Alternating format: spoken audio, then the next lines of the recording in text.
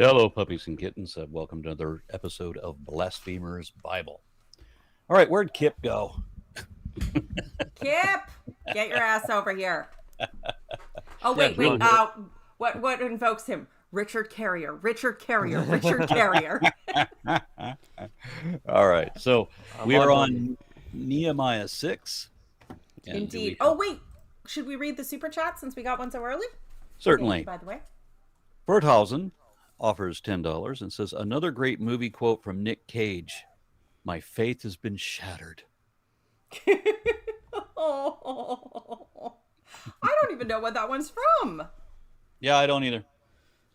I know that he's done. Didn't he do one of those God's Not Dead kind of things, or he did one God's about? Not Dead. No, he did. He did one about the rapture. Oh, Left Behind. It was Left Behind. Yeah, we go. Granted, he's not doing like a Kevin Sorbo thing. This is just he has too much debt to turn anything down sort of thing.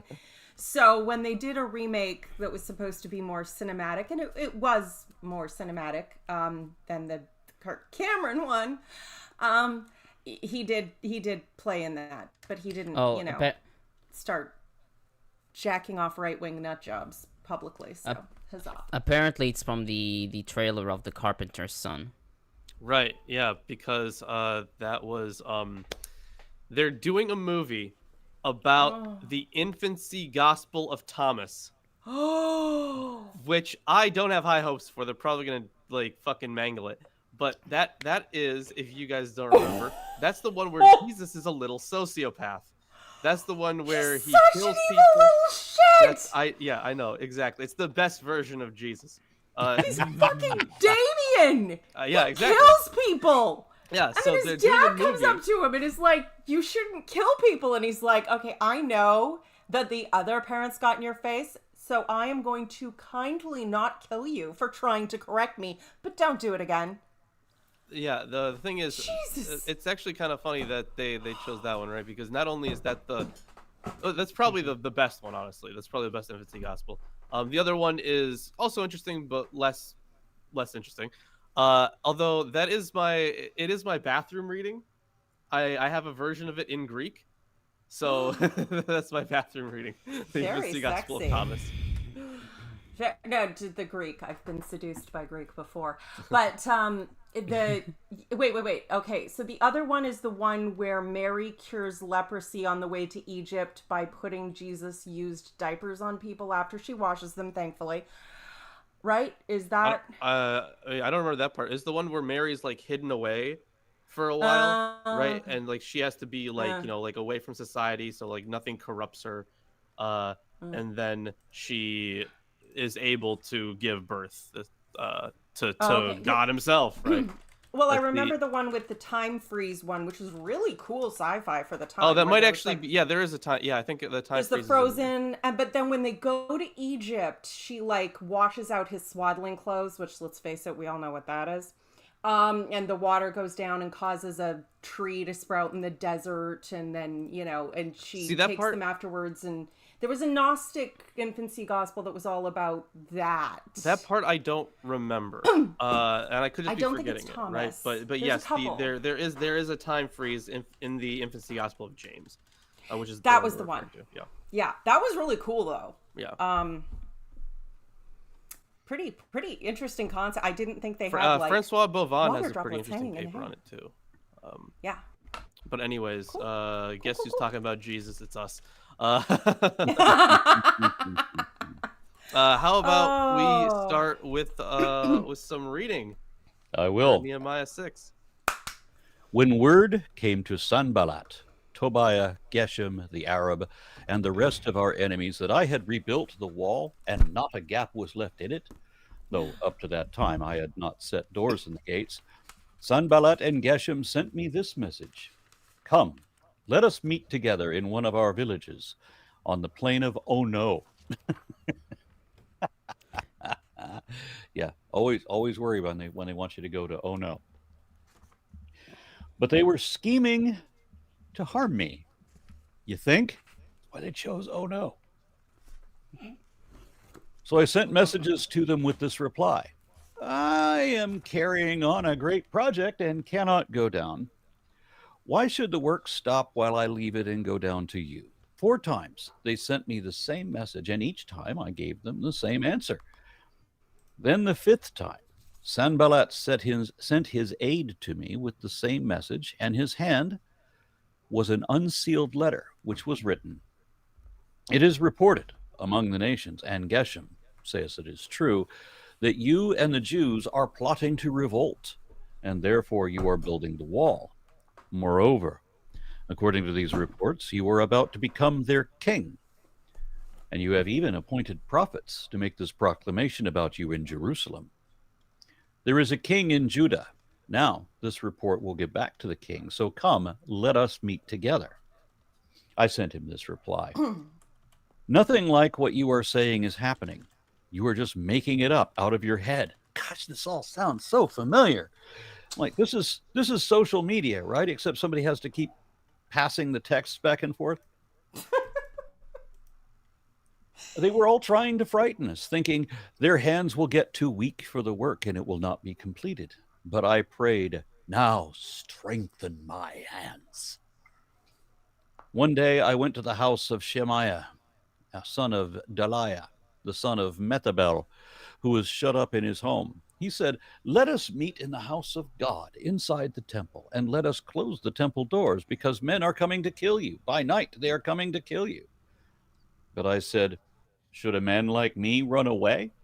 Or should someone like me go into the temple to save his life? I will not go." I realized that God had not sent him, but that he had prophesied against me because Tobiah and Sanballat had hired him. He had been hired to intimidate me so that I would commit a sin by doing this, and then they would give me a bad name to discredit me. Remember Tobiah and Sanballat, my God, because of what they have done. Remember also the prophet Noadiah, and how she and the rest of the prophets have been trying to intimidate me. So the wall was completed on the 25th of Elul and 52 days. When all our enemies heard about this, all the surrounding nations were afraid and lost their self-confidence, because they realized that this work had been done with the help of our God. Also, in those days, the nobles of Judah would wear an onion on their belt. I mean, the nobles of Judah were sending many letters to Tobiah, and replies from Tobiah kept coming to them. For many in Judah were under the oath to him, since he was son-in-law of Shechaniah, son of Ara, and his son Jehohanan had married the daughter of Meshullam, son of Berechiah. Moreover, they kept reporting to me his good deeds and then telling him what I said. And Tobiah sent letters to intimidate me. The birth of social media. I love how he's writing back, "Mommy, the kids are being mean to me. They're meanie poopy heads." Those people built a wall. That means they have technology beyond us. Well, they're obviously going to rebel against the king, because a handful of, exhausted peasants with a rock wall is totally going to rebel against Persia. That's the sensible decision, really. And yeah, of course, all these people, all these plots to kill him, he just knows about them. He doesn't say, "I had a spy," or "I had a prophecy from the Lord," or "I, consulted the bones," or anything narrative. I just knew they were out to get me, because they're jealous of me, because I'm just so awesome, and they're just so overreacting. Oh my God. Emphasis on the "oh my God." Whatever. Very 90s. But yes, that is very much giving discount Mean Girls energy. Thus ends the commentary on Nehemiah 6. Are we moving on to 7? Aaron. Come on, Tomer. Well, okay, so we'll start with verse 1. Becking comments, quote, "The first verse is an introductory positioning to 6, 1 through 14. This verse informs the reader about the circumstances of the conflict and indicates who the main characters are. The conflict in Nehemiah 6 is placed against the background of the moment when the recovery of the walls is almost ready. The verb form baniti, I build or I have built, can still indicate the construction process itself. However, the parallels of this form elsewhere in the Hebrew Bible indicate that a finished past time must be construed and thus a rounded off action. In the prayer of Solomon at the dedication of the temple, the form baniti occurs 4 times to indicate the completed temple building, as we see in 1 Kings 8:13, 27, 43, and 48. Although recovery is advanced in relation to the situation in Nehemiah 4:7, which is 4:1 in the Masoretic text, and there are no more breaches in the wall, the repair is not yet completed. The gates are not yet provided with doors that can block access. Yeah, and considering that gates are rather large, certainly large enough for egress of any number of armed people, if they have, especially if they have no doors, that's a pretty big hole from a defensive perspective, you know. Yeah. On verse 2, Sanballat and Geshem. Tobiah is absent from this verse. Some, like Rudolph, BHS, and Williamson, assumed that Tobiah was not involved in the scheme, and his name in verse 1 was added as a later gloss, since his name misses the Lamet prefix, reading to Tobiah. Others, like Batten and Japhet, write that the name simply dropped off accidentally.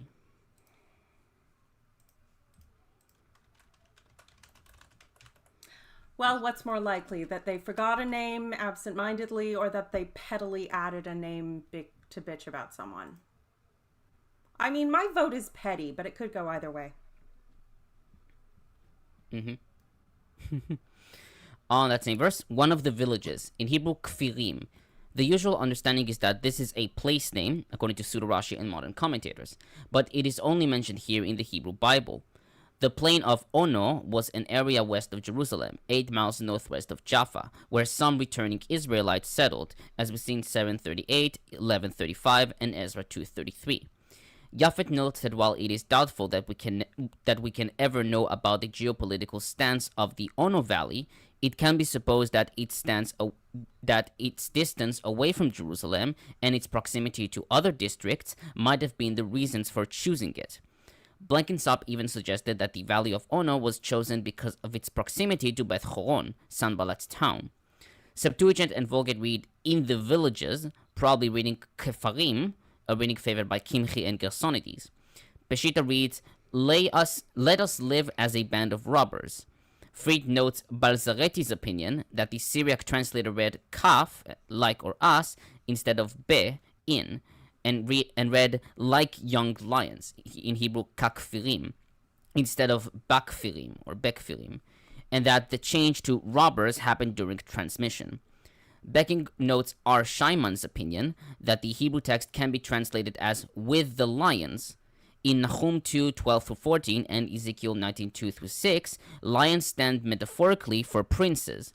He argues that the verb ya'ad in hif'il, to come together, can also be translated with let us covenant together. Thus, he proposed to translate verse 2 with let us covenant together with the princes. Becking, however, takes this as, quote, somewhat far-fetched interpretation, end quote, noting that Williamson already rejected it.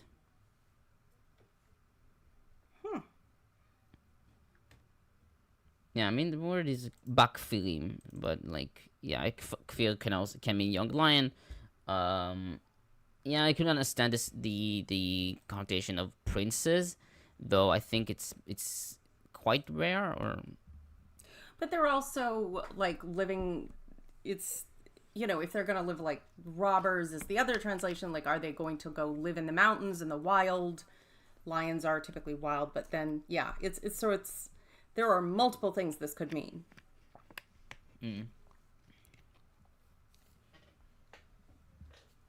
What was I? Yeah.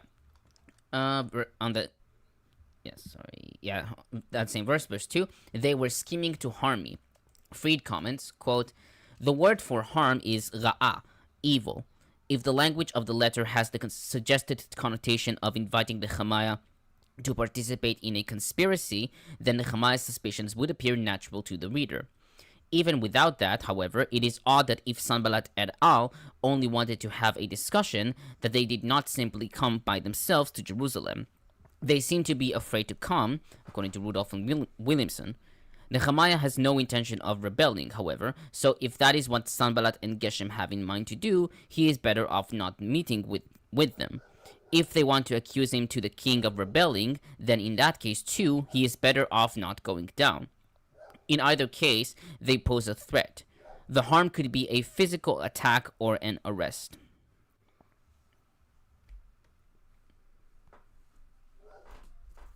Yeah. Well, I mean, the principle of the idea is they're trying to catch him out. And but you could always arrange for an accident to happen. It's certainly a rough enough area that, oh no, your caravan tripped down the mountain. We're all so sad.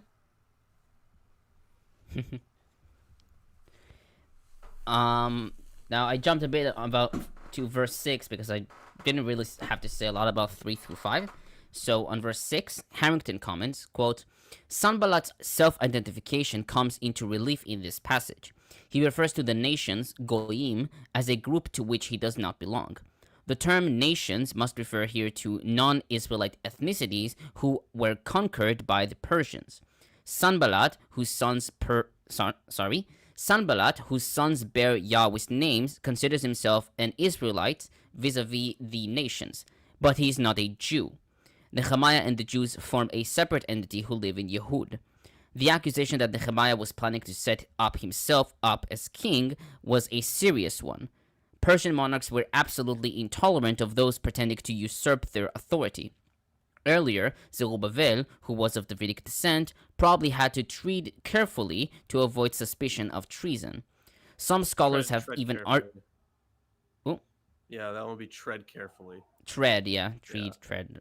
Yeah, okay. Some scholars have even argued that Nehemiah too was of Davidic descent, and in any case, Nehemiah's power among the people, from the wall builders to the creditors, was obvious to his enemies, and they tried to use his status as a tool to discredit him.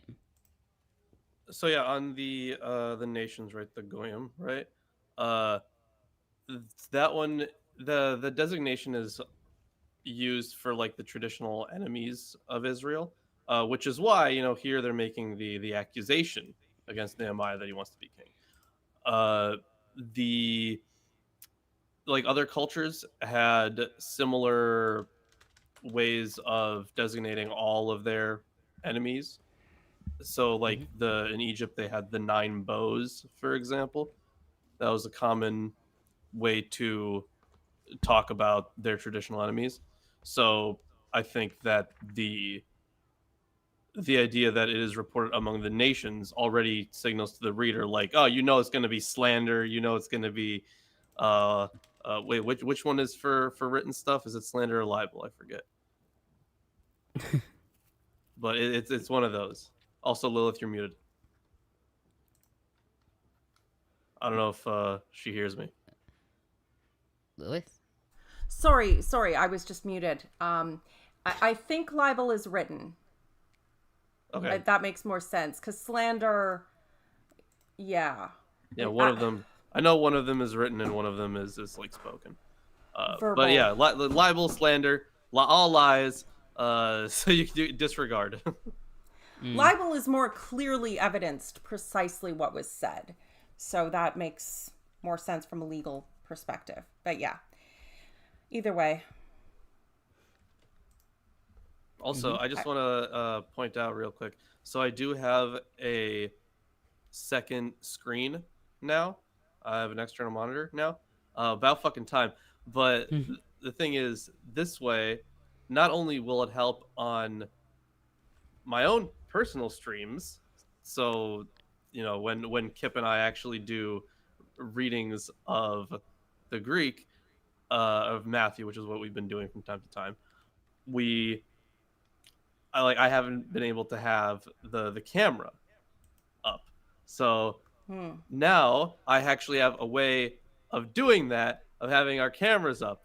So When you just mentioned Kip, there he look is. who showed up. I see him. Yeah. Ah!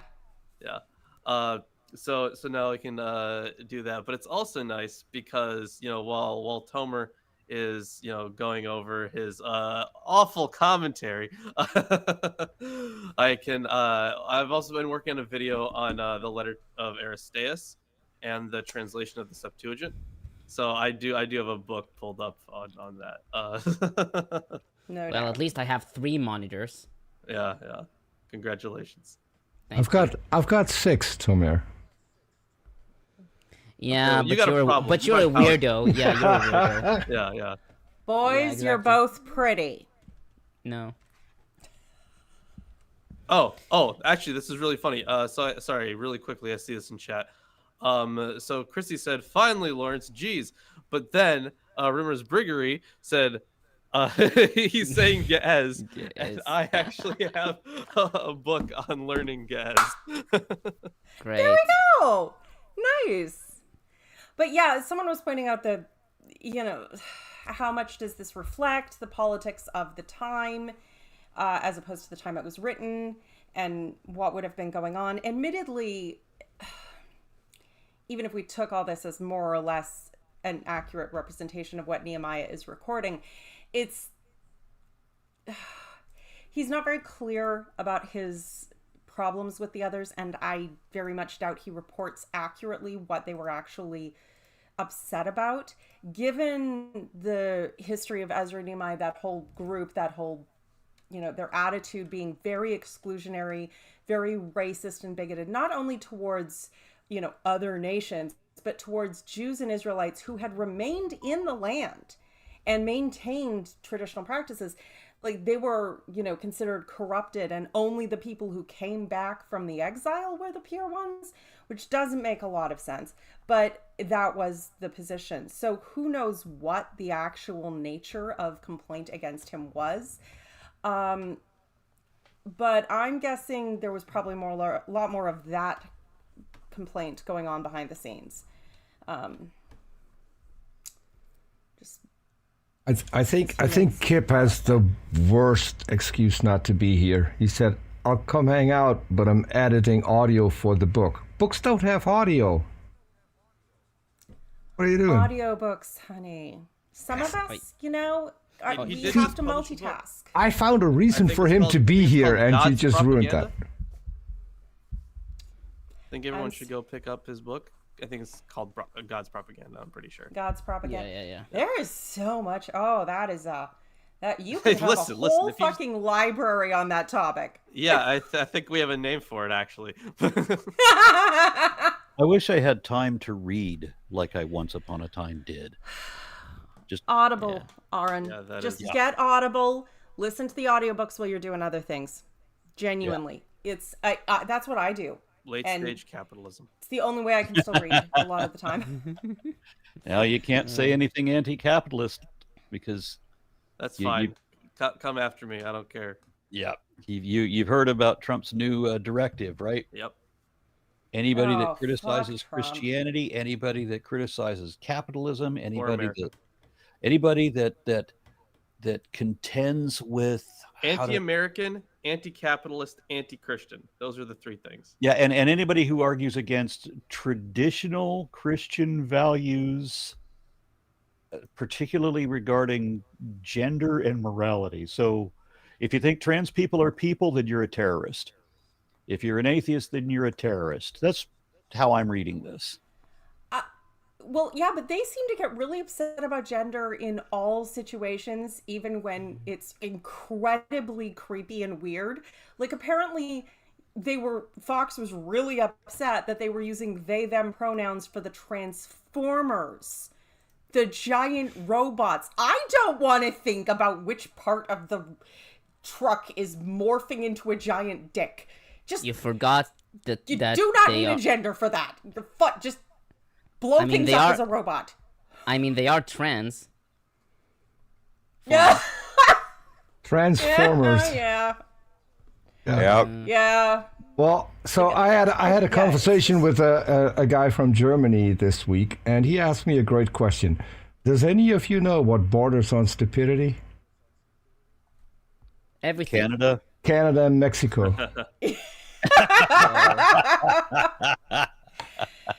Yeah. Incidentally, I genuinely think that wall is being built to keep you in, Aaron. So if you decide to run to Mexico, that might be. I mean, not that you're not welcome here. You are, of course. It's just they're closer, and to you physically. Yeah, we actually we spent. I've been to Cancun like 7 times, and I could easily just see living there. Yeah, well, I mean, that's also like resort area, right? But like, yeah, but I mean, not on the Strip. Oh, okay. Like, but also, Claudia Scheinbaum has been doing some great stuff in Mexico too. The brain drain finally, is real, like a place gets a and democratic it's indicative. socialist, and the place is turning around. Shocker. Trevor and Wright says the interpretation in regard to geopolitics of the Valley region. How significant was this for Nehemiah's politics in the region, and how widespread was it based on the biblical narrative? Wait, hold on, I have to reread that.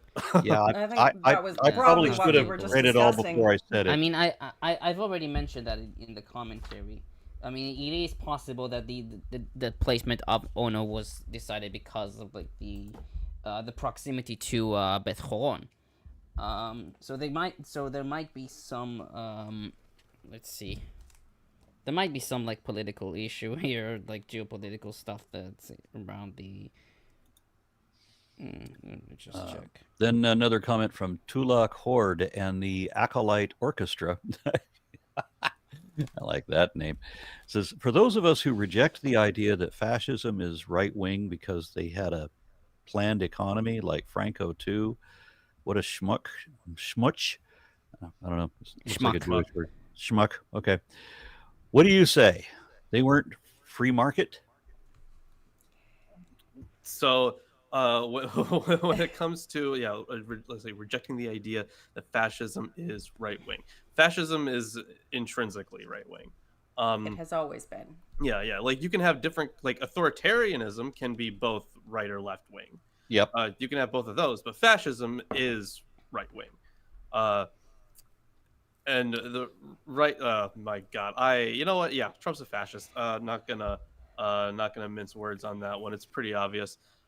You may as well say right-wing socialists because socialism is left-wing, as Socialism you said, intrinsically. is left-wing. Yeah. So when you call someone a socialist fascist or a far-left fascist, you're calling somebody a left-rightist, and far in both directions, but not in the middle. Married bachelor. I mean, a married bachelor situation. You know that's the thing, right? I would like to point out 2 things. One, yes, the Nazis party was the Nationalist Socialist Party because socialism is actually good and they will still use it for branding if it serves their purposes. Doesn't mean they are actually socialist. They were number definitely one. socialist. Number 2, I know. I'm saying names. It was Nazis a marketing lied. thing. Oh, shock. Yeah. They called themselves socialists so that they could get the workers interested in joining. They were terrible people lie. But the other, this comment, the question in it, the inconsistency that it contains is the assumption that because free market absolutism is a right-wing position, that is the basis for all right-wing positions, and that's not the case at all. Historically, the free market has not always been a thing. The aristocracy, absolutist monarchies, that was right-wing authoritarian all the way over with the maximum control and the maximum social control and all the rest of it. That was before the free market was a thing. So even in this case where they believe in the bits of the free market that are convenient for them, that's not the defining characteristic. Free market is part of that, but honestly, it's part of the branding as much as the reality now, because these people are not consistent in anything they do or say. And free market is not the absolute measure of right-wingedness. It is definitely part of the recipe, but it is not the absolute standard. Yeah, social democracies also include free markets. Denmark is an example that it is often cited as a socialist country, but is actually a market economy. It's just that they have strong social programs. So there is an integration of socialism and capitalism. Well, that thing is that wouldn't be socialism, right? Because if you have like strong welfare policies or something like that, because socialism is when the means of production are owned by the people. That's communism. No. No. Communism goes a little bit further, where you don't have private property. Yeah, you don't have with social security in the is a socialist program. Yeah. But there are a number of things we have that are socialist that we used to, that they're trying to cut them all, but we used to have a number of things that are socialist in this country. So there was an integration in this market economy. True enough. And I somehow don't see a relation to Nehemiah, though. Yeah, exactly. No, that's true. But I will say this, healthy systems are diverse. This is true in biology, and it is true in government. If you only have one thing, that's not going to work for very long. Yeah, that's why I don't like all the... I don't like anybody. You know? Yeah, that's fair. The world right now is kind of a hellscape. Yeah. I just go by everybody's stupid. You know. And I respect that. I know what it implies about me, Tomer, but I totally get behind. Yeah, I know what it implies about me as well. But I understand why you hold that sentiment, so I'm perfectly good with that. I agree. Yeah. People are collectively awful. Yes. So have you finished your commentary? No, because there is 2 more chats. All right, let me get to those. Let's see. Tulak Horde and the Acolyte Orchestra says, sorry, I still don't believe you because that's not an answer? Are we still talking about whether fascism is right-wing? Okay. You considered Google? it. Yeah. I mean, when I Google it, I get far-right ideology right there in the definition. Yeah, but like fascism is not just authoritarianism. Yeah, it's a particular kind of, it's the right-wing variant of authoritarianism. Okay, and then the next question is it more important, this is from JB, says, is it more important to consider fascist as a product of the political environment that produces it? Different authoritarian systems are born in different political climates, etc. I think what we have is a cyclical situation where every 100 years or so, people have forgotten the most significant events of the previous century. Yeah. Because we don't teach history correctly. Yeah. Yep. So they keep repeating the same damn mistakes, but in a new country this time. And some things are guaranteed to screw up. Like I was discussing with a friend today, a return to empire is what a lot of these groups are trying to push, whether it's Putin or the Trump. It never works. It never works. Empire is always a product of its time, and it ends up doing a lot of fucked up shit.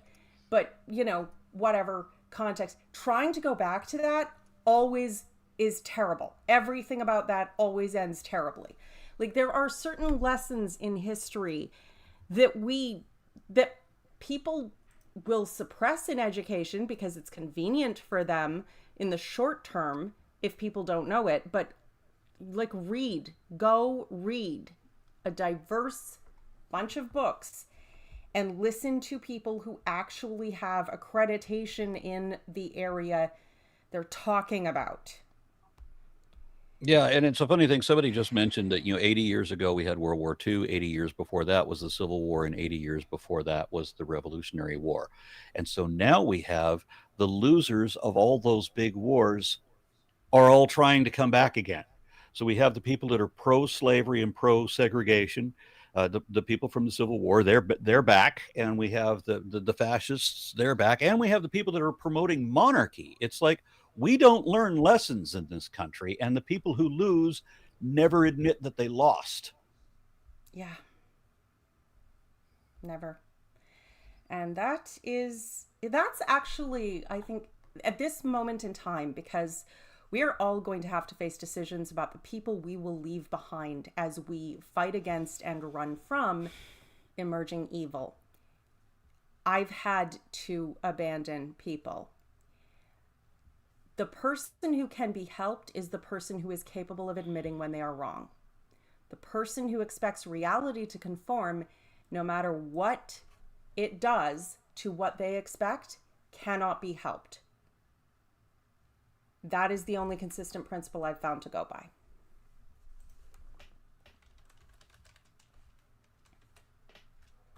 So yes, Anyways, how's Nehemiah? No. Okay, on verse 7, and have even appointed prophets to make this proclamation about you in Jerusalem. Japhet comments, quote, Sanballat describes the prophet as being involved in the political intrigues. Sorry, I can't speak. Intrigue. I mean, in English, it's intrigues. Yeah. No, Fuck intrigues. English. Sanballat describes the prophet as being involved in the political intrigues in the district and as enlisted to promote political goals.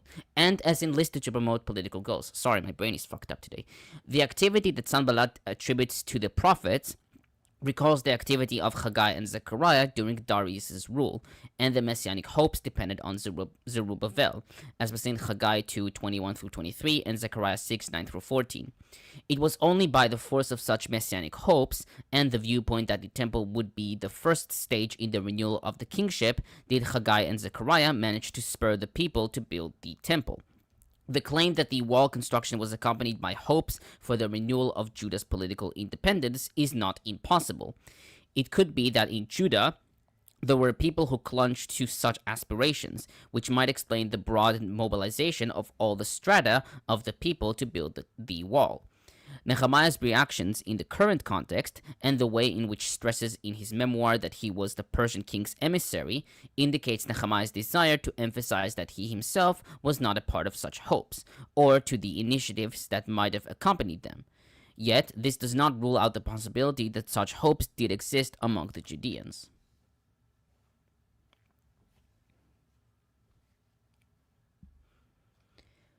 On verse 9, but I prayed, now strengthen my hands. The Masoretic text reads, and now strengthen my hands. In Hebrew, ve'ata chazek et yadai. This clause has generally been taken to be a prayer, as seen in KJV, quote, now strengthen my hands, end quote, followed by most commentators. Japhet writes that while God is not mentioned in the prayer, it could be that the word Elohai, my God, which appears in all of Nehemiah's appeals to Yahweh, as we see in 5:19, 6:14, 13 verses 14, 22, 29, and 31, was omitted. And so the clause should be read, and now my God strengthen my hands. Becking notes that Williamson objected to seeing this clause as a prayer, given the following arguments. 1. Early translations do not unanimously present the clause as a prayer, as we see in Septuagint and Vulgate, but now I strengthen my hands. 2. Nowhere else in the Hebrew Bible is God summoned to chazak, to strengthen. And 3. A clear appeal is missing. He writes, however, that these arguments are unconvincing, noting that the second argument meets the caveat, since in Jeremiah 27, God is indeed the implied subject of the verb chazak. Thus, he retains the traditional rendering. Kimchi suggested that Nehemiah said this to Sanballat as a way of reconciliation.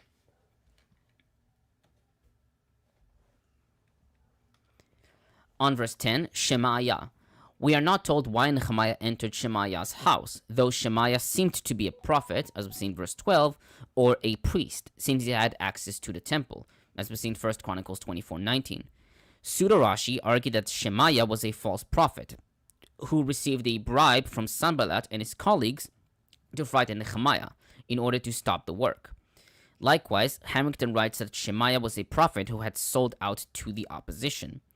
The usual meaning of the word atzor in Hebrew is detained, which suggested that Shemaiah was imprisoned or confined to his house, as was in Septuagint and Peshitta. But this is not widely accepted, since if he was in house arrest, he couldn't have left to meet Nehemiah in the temple. Kimchi suggested that he was detained, quote-unquote, before God, i.e., preventing himself from pleasure and fasting. Gelsonides, followed by Fried, suggested that he kept himself apart in order to obtain a prophecy. Becking, following Williamson, favors reading, I was worried. Harrington suggests that the confinement was simply a way to emphasize the dire nature of the threat against Nehemiah and convince him to come to Shemaiah rather than vice versa. Smith suggested that the term explains why Nehemiah met him at his house rather than at the temple. Vulgate reads, "I went into the house of Shemaiah privately."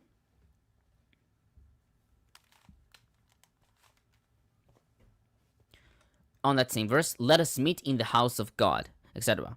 Smith comments, quote, "It is somewhat unclear what Shemaiah was suggesting. It would be odd and unprecedented for Shemaiah to offer refuge in the holy place for the temple or in the inner sanctum at the Holy of Holies, since a governor was not permitted entrance to such places. He would know that Nehemiah would not accept this option, so he must have offered something else.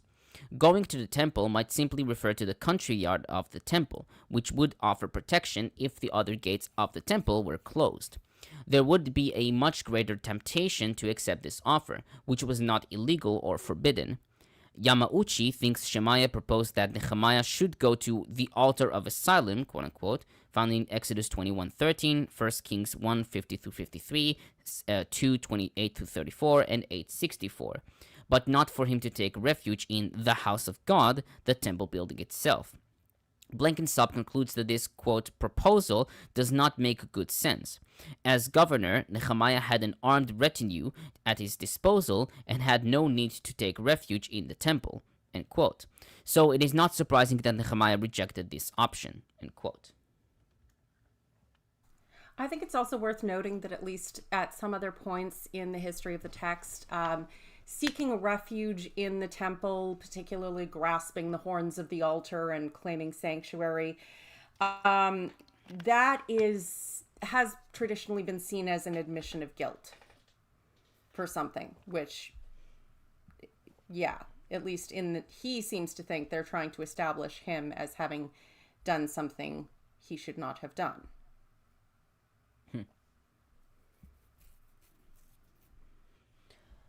On verse 11, should someone like me go into the temple to save his life?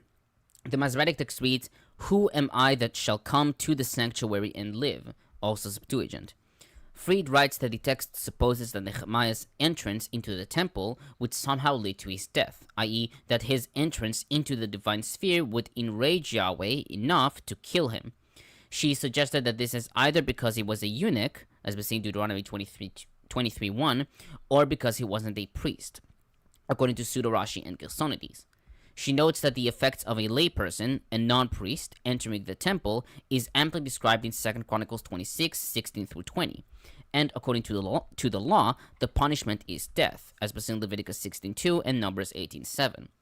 Vulgate reads, "Who is there that being as I am would go into the temple to save his life?"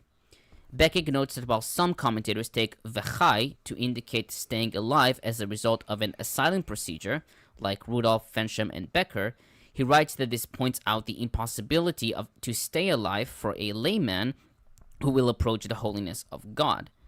He writes that Nehemiah does not fear the enemy, but has awe for God and the temple.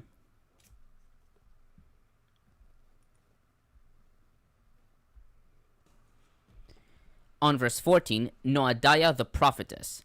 This is one of the few references in the Hebrew Bible to a female prophet, though we have no other information about her. Some commentators, like Kleins, Blenkinsop, and Smith, take Noadiah to be Shemaiah's wife. The mention of a prophetess is surprising, given that women in Ezra-Nehemiah are mentioned as a public crowd, as we see in Nehemiah 4:8, 5:1, 8:2, etc., or as anonymous figures, as we see in verse 18. While the Masoretic text has Noadiah as a female prophet, reading prophetess, in Hebrew nevi'ah, others take Noadiah to be a male. We find in Ezra 8:33 a Levite named Noadiah son of Binui. Thus, early translations read Noadiah the prophet, a reading favored by Ehrlich. Kimchi notes that many commentators argue that this was in fact Shemaiah son of Delaiah, an argument taken by Rudolph, and he was called so because he was destined, Noad, for the house of God, and the word prophetess is derived from the word Noadiah, which is feminine.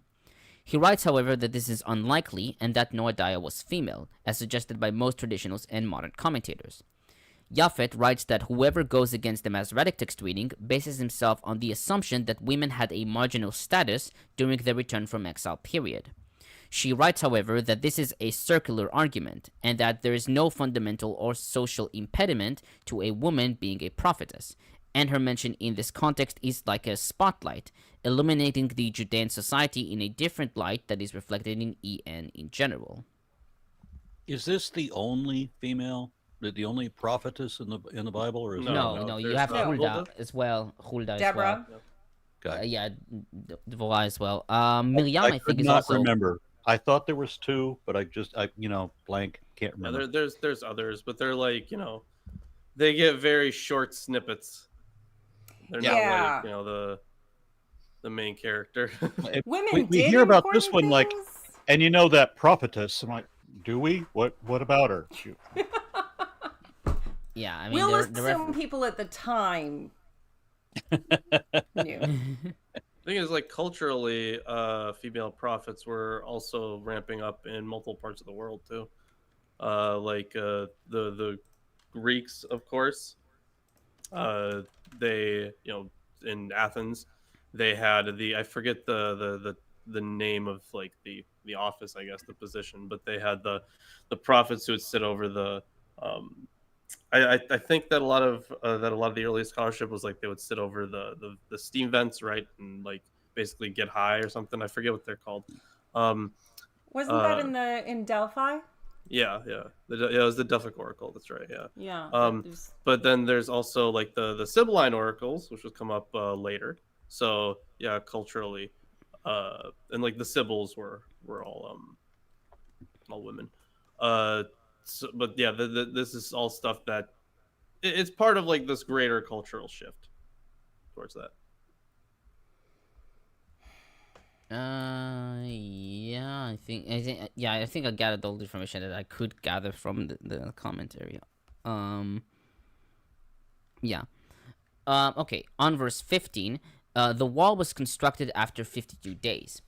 Although Josephus in Antiquities 11:179 argued that the wall was built after 2 years and 4 months, Freed notes that there are records of other city walls having been restored quickly, such as the wall around Athens, which was restored in 1 month, according to Thucydides 189 through 93. Yes, how is it pronounced? Oh no, sorry, I was laughing at Aaron walking off at the snake, being like the shoulder and looking out of the back, being like, "Where are you taking me? I want to go over there." It's Thucydides, sorry. Okay, and the Theodosian walls of Constantinople, which were repaired 60 days after an earthquake destroyed them on November 6, 447 CE. Smith attributes the fast repairs of the wall to, quote, hard work of the laborers, the wise leadership of Nehemiah, the success of their defensive strategies that prevented any attacks on the workers, the fact that some work on the wall was already completed earlier, as we see in Ezra 4, 7-13, the availability of many stones on site from the destroyed wall, and God's gracious providential intervention on their behalf, end quote. Harrington argued that archaeology supports the existence of Nehemiah's wall. Quote, Kathleen Kenyon claims that she found part of Nehemiah's wall on the crest of the rock scarp on the hill of the Ophel. She describes it as solidly built, around 2.75 meters in width, but having a rough finish and showing signs of rapid construction. More recently, Eilat Mazal confirms that the wall was built in the mid-5th century BCE. She argues on the pottery record, for example, jar handles stamped with Yehud, the Persian name of the province. She argues from the one, yeah. She also found 2 dog burials that seem to correlate with the early Persian period. She notes that the wall itself reveals a speedy but shoddy construction. This seems to fit well with the situation described by Nehemiah, where time was of the essence due to the opposition of the local neighbors, especially Nehemiah 4, 5, and 11.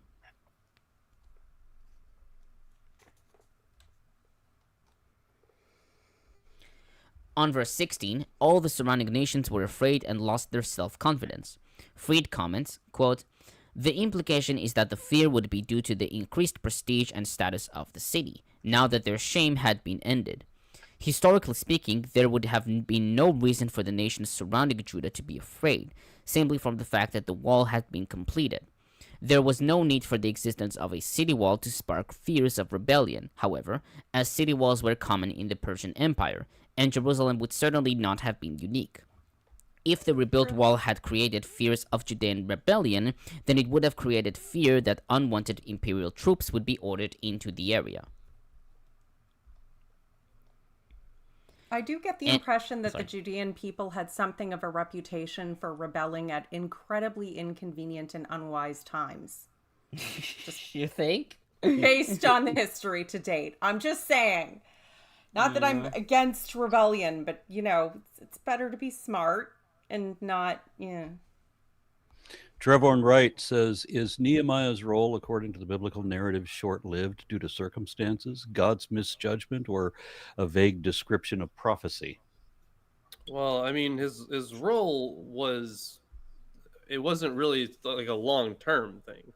Like, he gets the temple, or like the wall rebuilt and the temple, right? But like, aside from that, he doesn't really need much more screen time. True.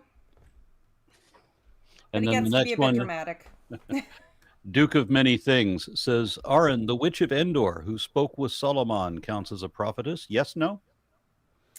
I don't think so. Because she didn't really speak with God, right? Because that's the point of a prophet. Yeah, I wouldn't really count her as a prophet. No, I wouldn't, because the important thing about a prophet is that she's on the right side and speaking for God. The witches are, it's just the standard, the evil wise women who are witches and evil. And she weighs as much as a duck. Aye, it's a fair cop. Yeah. I mean, Chazal claimed that some other women were also prophets, even though they were not called prophet, like Esther and I think Sarah, Abigail, Hannah. Yeah, there does seem to be a lot of occasions where they sort of shared that title even without there really being anything to justify it, just because they were considered virtuous women, which, great, they were virtuous. That's cool. But at the same time, that doesn't really explain why they should be considered a prophet. Like, a prophet is, has a special connection with God, receives information that others are not privy to. It's, there's a little more to it than just... God talks to me and only to me, and he told me to tell you to give me, your money. Yes. And I will hold it for him because that is my job. Yeah. And finally, on 18, Japhet comments, quote, the strong connections between the Judean nobles and Tobiah are defined by the Hapax confederates, in Hebrew Ba'alei Shvu'ah, literally owners of oath, i.e. treaty connections, and in their head, a double marital connection. Tobiah's wife and his bride, the wife of Yehochanan his son, were from Jerusalem. Tobiah married the daughter of Shechaniah, son of Arach, and Yehochanan his son married the daughter of Meshulam, son of Berachia. Shechaniah is among the Aran household, mentioned third in the list of those who arrived from Babylon to Judah, as we see in Ezra 2:5 and Nehemiah 7:10. And Meshulam, son of Berachia, is mentioned twice among the wall builders, as we see in Nehemiah 3, 4, and 30, and was probably a priest of status. This connection explains the proximity of Tobiah to the temple and priestly circles.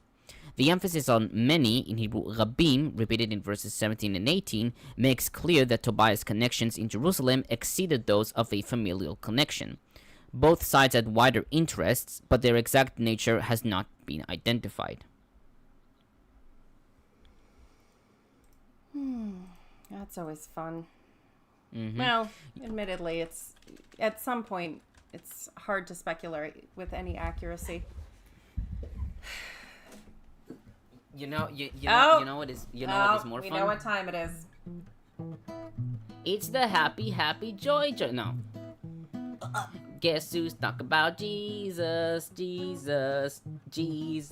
Guess who's talking about Jesus? It's one ancient Christian who I'm not fucking carried about anymore. There. So, Bede? Yes! How did you know? The Satan told me personally Yeah. when we hooked up Okay. last night. Yes. So I like that there are two parts of this of his commentary for like the compilation. So we'll start with Sanballat, Tobiah, and Geshem are like the heretics and false Christians who want to have a fellowship of peace with true believers, but do not agree to follow ecclesiastical faith, and, on the contrary, compel those who are on the peak of virtues to go down to the lowest depths of wicked works. Shemaiah, who invites Nehemiah to his house, is a traitor and an enemy who has been corrupted by the gifts of friendship with foreigners. Don't you dare love your neighbor. He'll corrupt No. you. Yeah, fuck that. Fuck that shit. Hippies.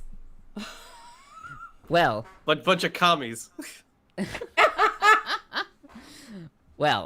the wall is completed on the 25th day of the month Elul, after 52 days of work. Both numbers have different mystical meanings. As in Jerusalem, where the sturdy structure of the wall was built, the enemies were hindered and stopped. So too in the Holy Church, when the sturdy structure of charity, self-restraint, and peace is erected, unclean spirits grow afraid and their temptation is repelled. What fucking charity? The charity you give by staying away from the corrupting influence of your neighbor who might not be quite as fanatical as you? I've said every time, if God is love, may this love never find me. Yeah. Oh, and I you probably do wonder what are the mystical meanings of 25 and 52. Oh, please. I'm desperate to know. Yeah. Okay, according to the Hebrews, the month of Elul is the 6th month of the year, which is called September by the Romans, and it is right that the wall of the holy city is completed in the 6th month of the year, so that by this number the perfect action of the faithful, whether penitents of the or the innocent, might also be designated. For the perfection of a good work is usually designated by the number 6, either because the Lord completed the creation of the world on the 6th day and rested on the 7th, or because he wished us to sweat with good actions, yes, sweat with good actions, within the 6 ages of this world, but to hope for a Sabbath rest for our souls in the 7th, which comes in the next life. It is rightly completed on the 25th day of that same month, namely on account of the 5 bodily senses, by the aid of which we ought to do good works outwardly. For just as the simple number 5 is often a figure of the senses, so when this is multiplied by itself to make 25, it designates these same senses with greater perfection. Therefore, we completed the wall of Jerusalem on the 25th day of the 6th month, when, diligently surrendering all of our bodily senses to divine servitude, we bring the pursuits of the virtues that we have begun to a sure end, and, with the Lord's help, effectively complete whatever things have begun to do faithfully in defense of Catholic peace. So yeah, it's about the fifth senses. I do love all the use of magic numbers and sacred geometry and just insinuating magic about everything, symbolizing the sacred power of God from all the Christian theologians throughout time, while simultaneously trying to convince people that any contact with any magic-based belief system will fill you with demons and damn your soul. Like, are you just scared that other people's magic is better than your magic? Maybe your magic sucks. Well, this is about the number 25. Now about 52, because apparently this is not enough. So, it is also fitting that the wall is said to have been completed in 52 days. For the 50th Psalm, in which the prophet also prays specifically for the construction of the city, saying, "Deal favorably, O Lord, in your goodwill with Zion, that the walls of Jerusalem may be built up." I think this is verse 18 there, is one of repentance and forgiveness. On the 50th day of the Lord's resurrection, the Holy Spirit, through whom not only the desire to repent is poured into us, but also the gift of pardon is conferred on those who repent, came to the primitive church. Now there are two precepts concerning charity, namely love of God and of neighbors, in which, once pardon for sins has been granted to us by the Holy Spirit, we are commanded to endeavor to attain eternal life. It is therefore most appropriate that when rebuilding the wall of the holy city that had been destroyed by the enemies, its citizens restored it in 52 days, because this, undoubtedly, is the perfection of the righteous in this life. Namely, that they should not only, by repenting through the grace of divine inspiration, set right whatever sins they have committed, but afterward adorn themselves with good works in love of God and neighbors. Wait, hold on. Okay, so 52. Yes. They take the 50th. You said the 50th psalm. The 50th psalm. Okay, so wait, where do the other two come from? Is that the two? The two precepts, I think. That's the dumbest fucking thing I've ever fucking heard. That is so fucking stupid. Oh my god. You know what? The amount of shit that must have been pulled out of his ass while he was doing that, it must have been immaculate. I think he no An longer immense shit out amount of his ass. Shit. I think he just jammed the food up his ass and the bullshit came out his mouth. Oh my god, dude, that is fucking crazy. What was he on? Dude, I want to smoke what he was fucking smoking. Holy shit. Well, you know, if you subtract the number of Portuguese people in the Bible, you can... It's really is like when Homer Simpson predicted the end of the world for some reason. Okay. So this has so not only is it like stupid on the face of it, but also like acting as if Nehemiah would have had the same canon that Bede would have had, and using that as like the way to interpret mystical numbers is also that speaks to how little Bede knew about anything. I mean, he knew something. Yeah, he knew how to read. Okay, I get it. Whatever. Good for him. He could tie his fucking shoes. I don't give a fuck. All right.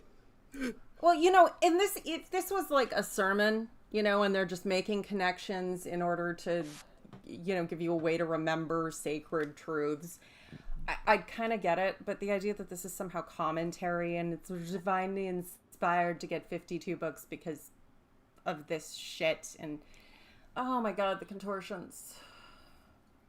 I just did yoga this morning and no position was as contorted. Even when I was like on one arm and leg and none of it was as contorted as this reasoning. That was awful. Like, could you imagine? Could you imagine if we wrote commentaries like that? The way that the entire world would come down on us with hellfire and fury. Like, that's just awful. That's so I bad. have one crop, which signifies the one sacred truth that God is bullshit. Wow. There are 4 of us here today, which signifies the 4 cardinal directions that witness to all the world the one sacred truth that God is bullshit. Wait, hold on. But 4 plus 1 is 5. For the 5 senses, which all declare to us uniformly that exactly. God is bullshit. And Homer, also, can you please confirm 4 plus 1? Is get the mathematician in here. Are we what field are we on? Euclidean. That's not a field, though.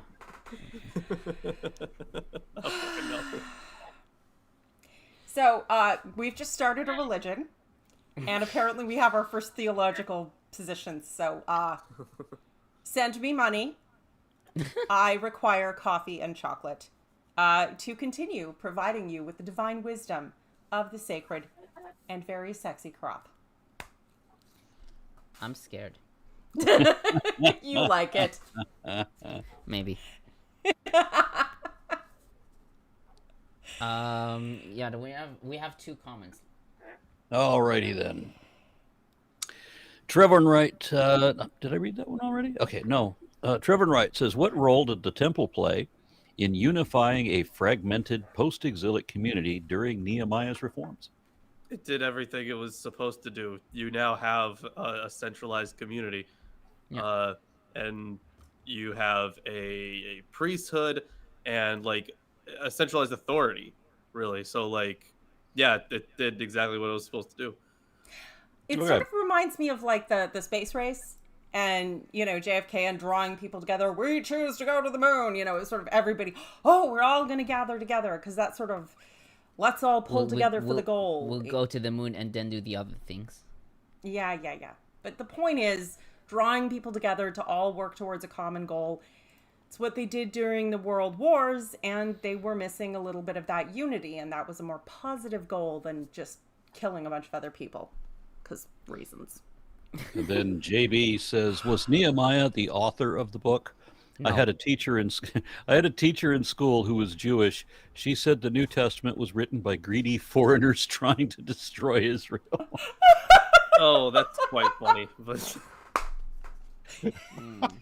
I mean, she's not right, but she's not entirely wrong on everything. There's Right, a yeah. couple of ways she may have a point. Like, yeah, you know, if you rephrase that in a different way, it could be right.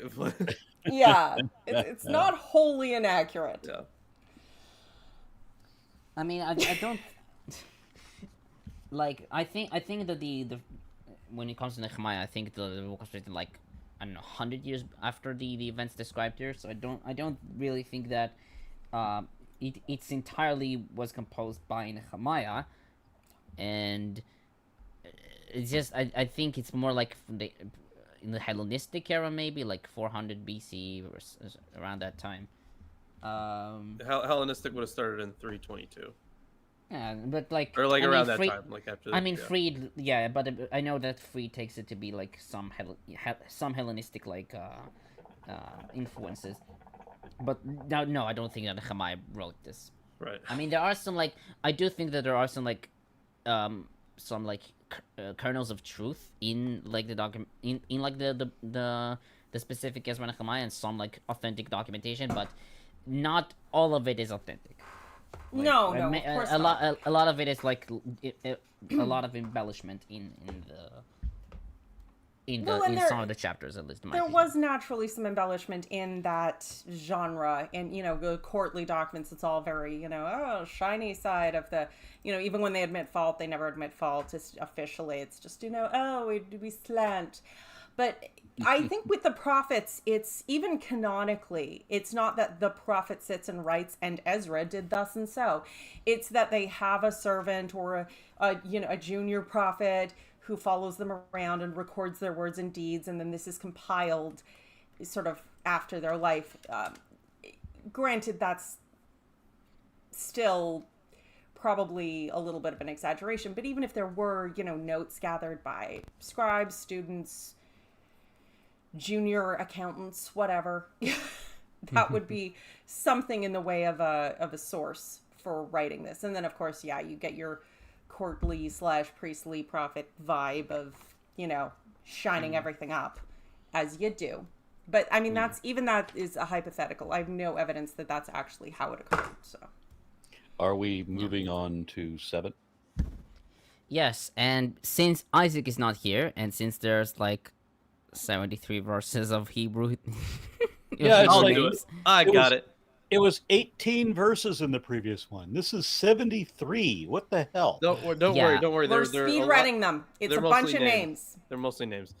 All right. good Oh, luck. good. Let me at it. No. I will do slightly better than Arn. Now, when the wall had been built and I had set up the doors and the gatekeepers, the singers and the Levites had been appointed, I gave my brother Hanani charge over Jerusalem, along with Hananiah, the commander of the citadel, for he was a faithful man and feared God more than many.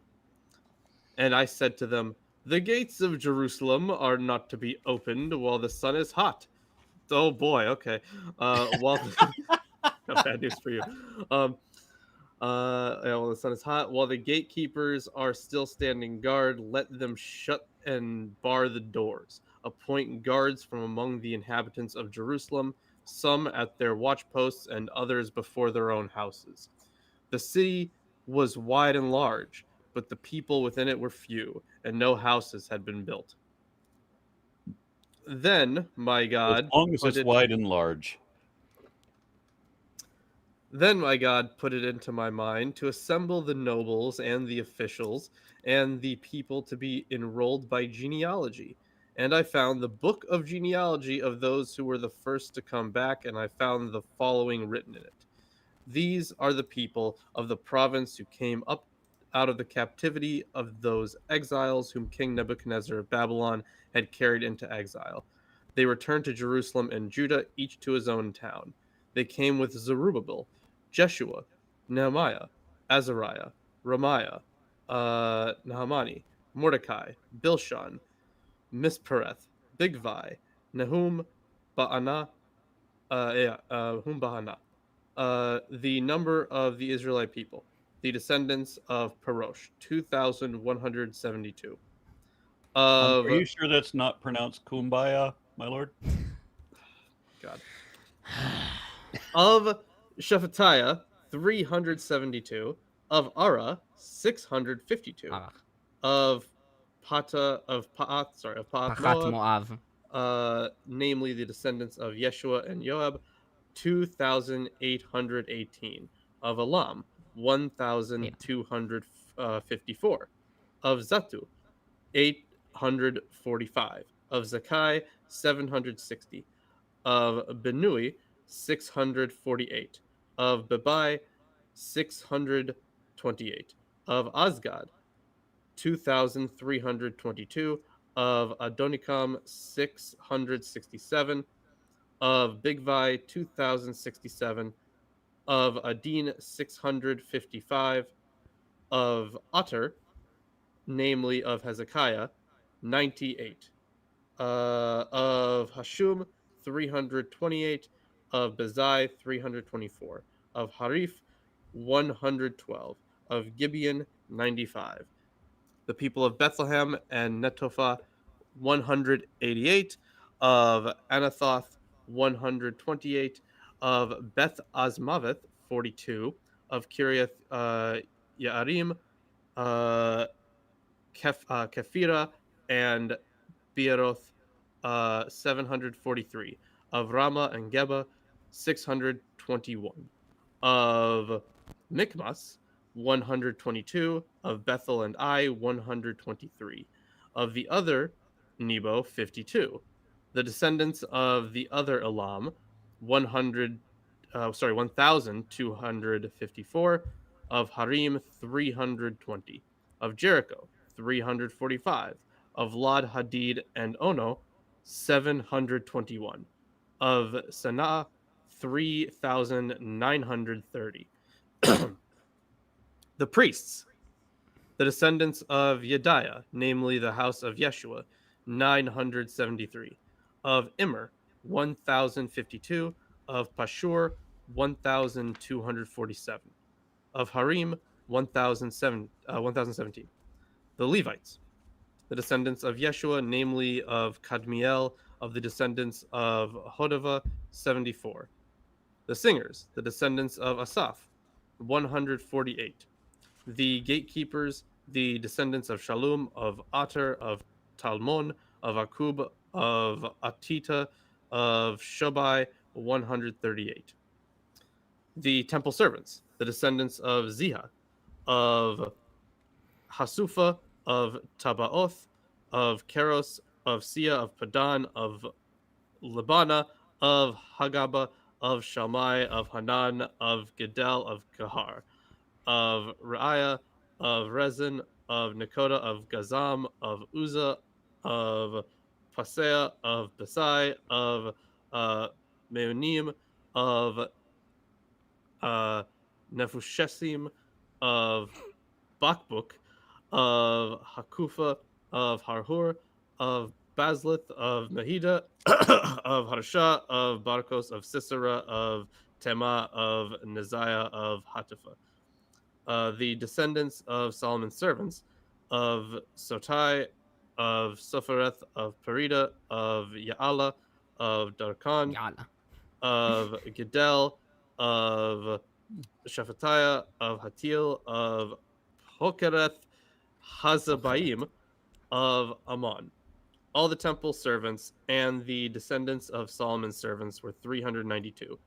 The following were those who came up from Tel Melah, Harsha, Kerub, Adan, and Immer, but they could not prove their ancestral houses of their descent, whether they belonged to Israel. The descendants of Deliah, of Tobiah, of Nekoda, 642, also of the priests, the descendants of Hobiah, of Hakaz, of Barzillai, who had married one of the daughters of Barzillai the Gileadite and was called by their name. These sought their registration among those who enrolled in the genealogies, but it was not found there, so they were excluded from the priesthood as unclean. The governor told them that they were not to partake of the most holy food until a priest with Urim and Thummim should come. The whole assembly together was 42,360.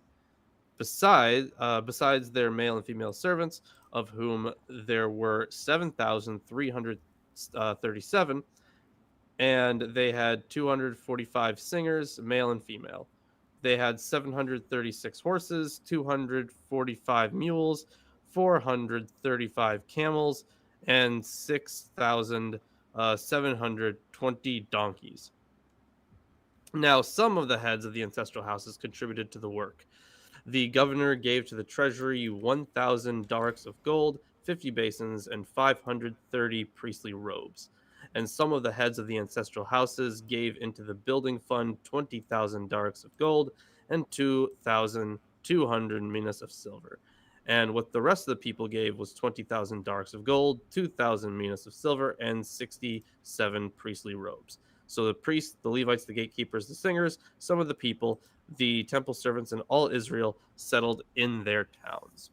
So I do like the setup of this, saying that like we got, to make sure everyone was like in the right place. We checked with the book of genealogy. This I can totally see this as like plausible because there are explicit people that he says like, well, they weren't like. Although I have to check into some of the standing of these ancestors to really see, but like we already have evidence of there being books of genealogy. That's why a whole bunch of stuff in Genesis is, divvied off with genealogy essentially.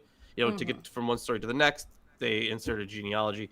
So I could totally see something like this referencing a real document, or at least whatever they had, because I mean, whatever they had. Yeah. As I was discussing, we've discussed many times, lots of documents would have been destroyed, war, burning.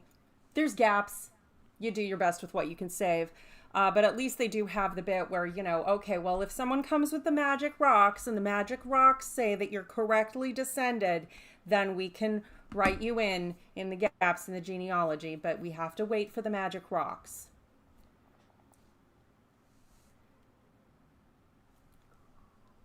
So I How have much of 10 human pages history- of commentary Chapter on 8? this. So. Oh, sorry, hold Don't on. you fucking dare. It is a Hold on, long list sorry. of names, and we I all... actually, I missed a verse. You missed a verse? Yes. At the very did you? end. Yes.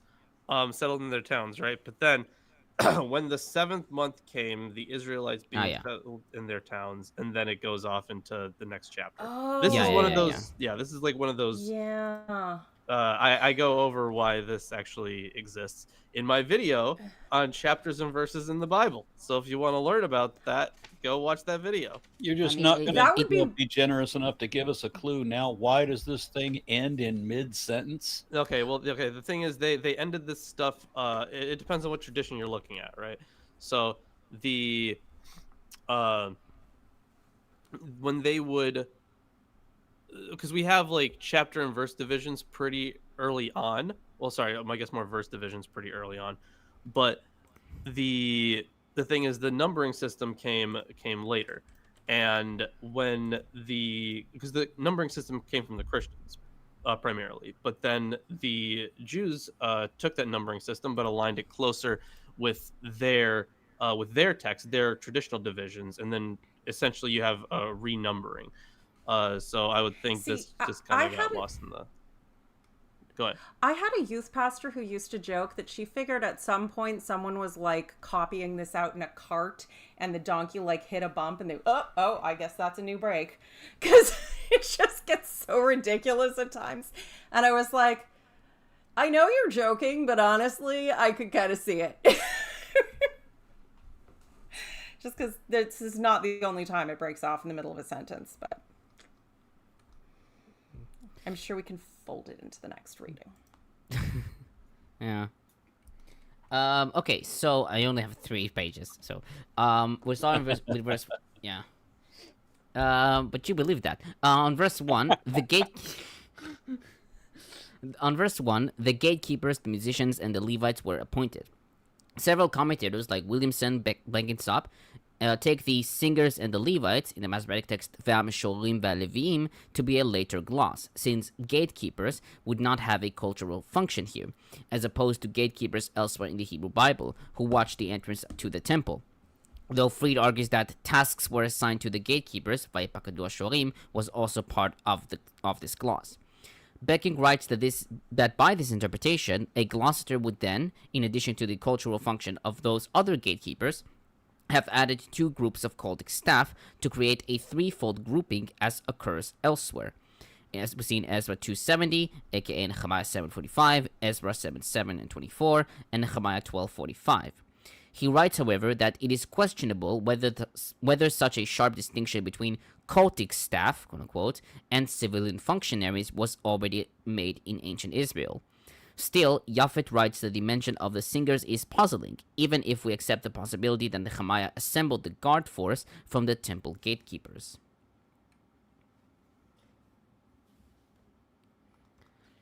On verse 2, my brother Hanani along with Hananiah. Although the MT and Erdu translations take Hanani and Hananiah to be different people, several commentators like Fried, Harrington, and Japhet argue that Hanani and Hananiah are the same person, with Hananiah being the full form of the name. Japhet suggested that the corruption in the verse happened in 2 stages. First, during copying, the name was written twice, and later the 2 names were presented as the names of 2 different people.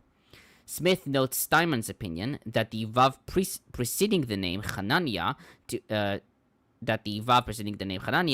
to be a vav explicitive or epixegetical, which means that is. Thus, both names refer to the same person, also Harrington. Becking, however, notes that Williamson already pointed out that such an understanding is problematic, in view of the plural form of the beginning of verse 3, I told them. This view is shared by Smith, though the scholars who take Hanani and Hananiah to be the same person argue that verse 3 refers to the military guards as well as Hananiah.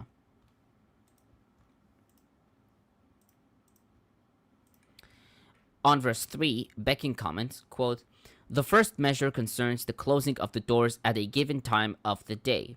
The expression ad chom hashemesh is often understood as until the sun is hot, as we see in Vulgate and KJV.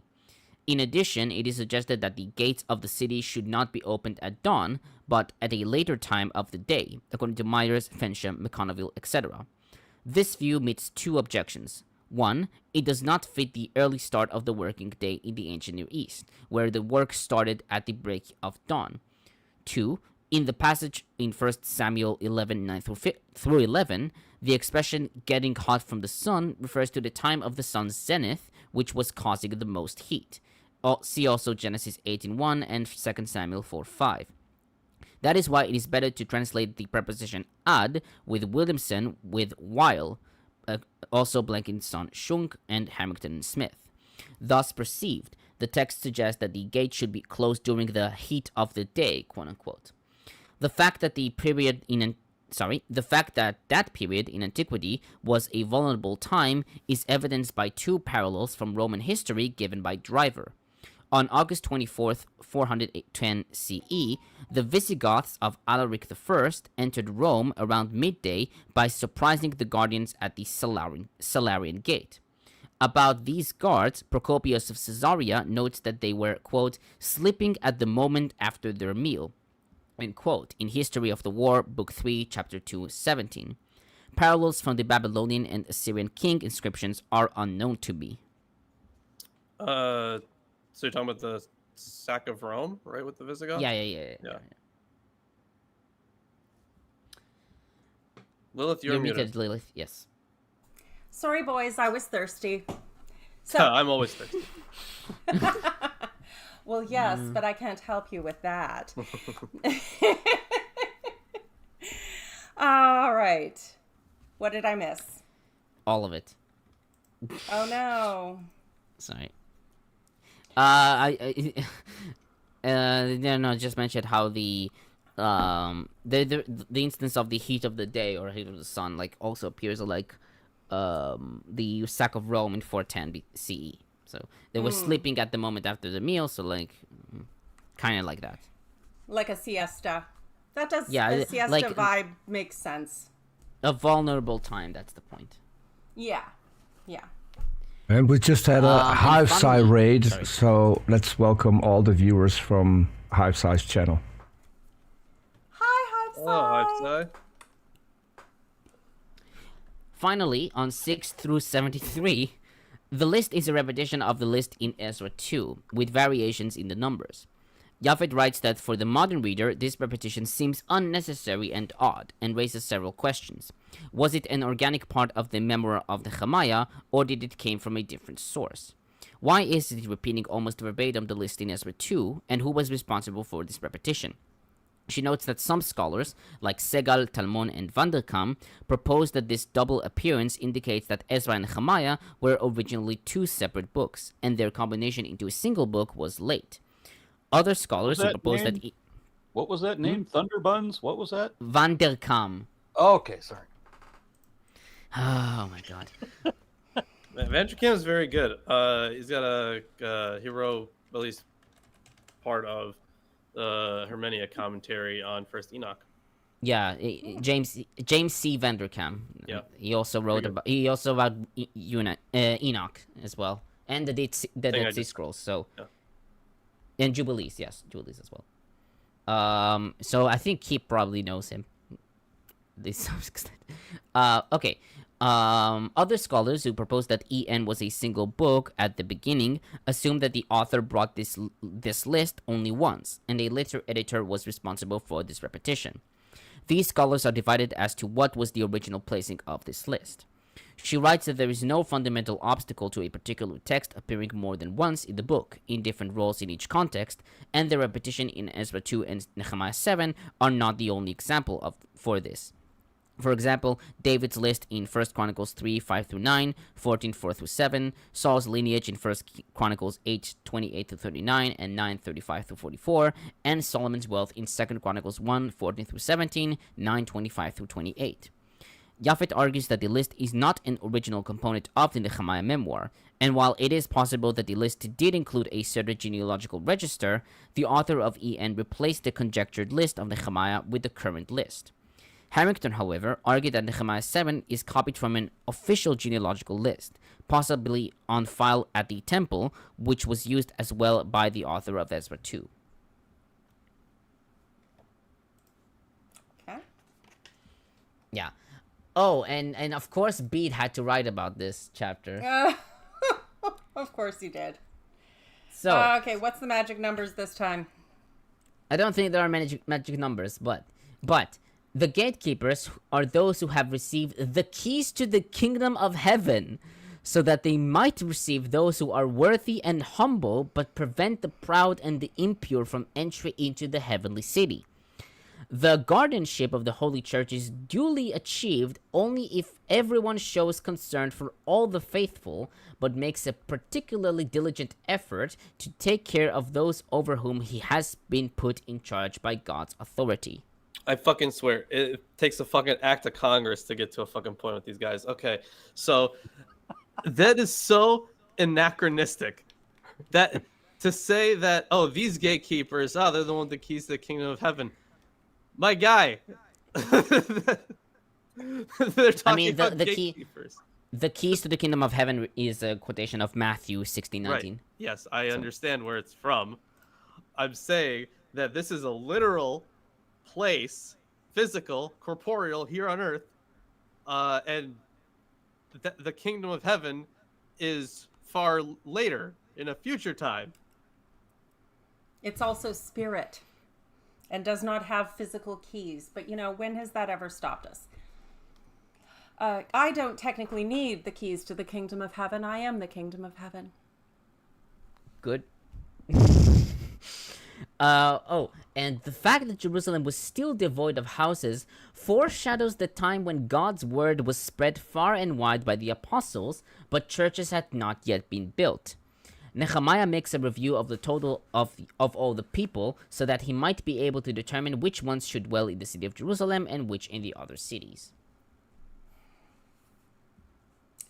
Yeah, that's sure, it. Jan. Now, where's Aaron to read the next chapter? Return, illustrious leader. Maybe we can have Peter read the next chapter. I might pronounce the names better than you did. You were right though. you were slightly better than Arn. Just ever so Slightly slightly. better, yeah. Ever so slightly. Well, since he's gone, Lilith, how do you feel about reading? Oh, I think it's about my turn, isn't it? All right. We got some names in here, so you're gonna have to go through the ringer. And you have to be quick because he's back. Don't worry. He's back. Be quick. Okay, well, I heard you. back to chapter 8. I will read the half sentence for the weird cut. When the 7th month came, and the Israelites had settled in their towns, all the people assembled as one man in the square before the water gate. And they told Ezra the scribe to bring out the book of the law of Moses, which the Lord had commanded for Israel. Nixon was in the So Bible? on the first day of the 7th month. Sure. It was a Gutenberg Bible. Yeah, the Watergate. yes. Nixon. Deep Yeah. Throat cried out, "Bring us the word of God." The law. It's a scroll. I can deep throat it, right? Yeah. God. Anyway. So Ezra the priest. What did Lilith just tell us? I don't know, but if I had known that Deep Throat was in the Bible too, I would have read it. It's Watergate. You should know what I'm referencing. And it's not that. I'm not only perverted, I'm also very intelligent and knowledgeable. Americans are just bad at naming things. That's it. Yeah, Americans are bad at many things, darling. Hmm. So, Ezra the priest brought the law before the assembly, which was made up of men and women and all who were able to understand, and probably many who were not.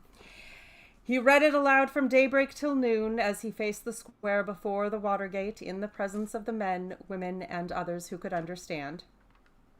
Is that a third gender? We'll get back to that. And all the people listened attentively to the book of the law. Ezra the scribe stood on a high wooden platform built for the occasion. Beside him, on his right, stood Matthiah, Shema, Ananiah, Uriah, Hilkiah, and Maaseiah. And on his left were Pedaiah, Mishael, Malchiah, and Hashum. Am I the only one hearing an echo? What? I did not hear any echo. Okay, then that must just be my headphones. Don't worry about it. All right. So Ezra opened the book, and all the people could see him because he was standing above them. And as he opened it, the people all stood up. And Ezra praised the Lord, the great God, and all of the people lifted up their hands and responded, "Amen, amen." Then they bowed down and worshipped. And everybody clapped. Amen. Amen. Then they bowed down and worshipped the Lord with their faces to the ground. The Levites, Yeshua, Bani, Sherebiah, Yamin, Akub, Shabbathiah, Hodiah, Wait, Maaseiah.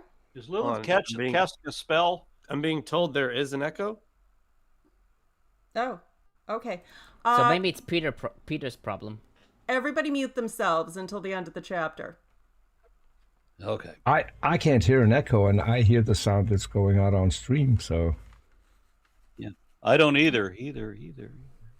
Okay. Stop it, you.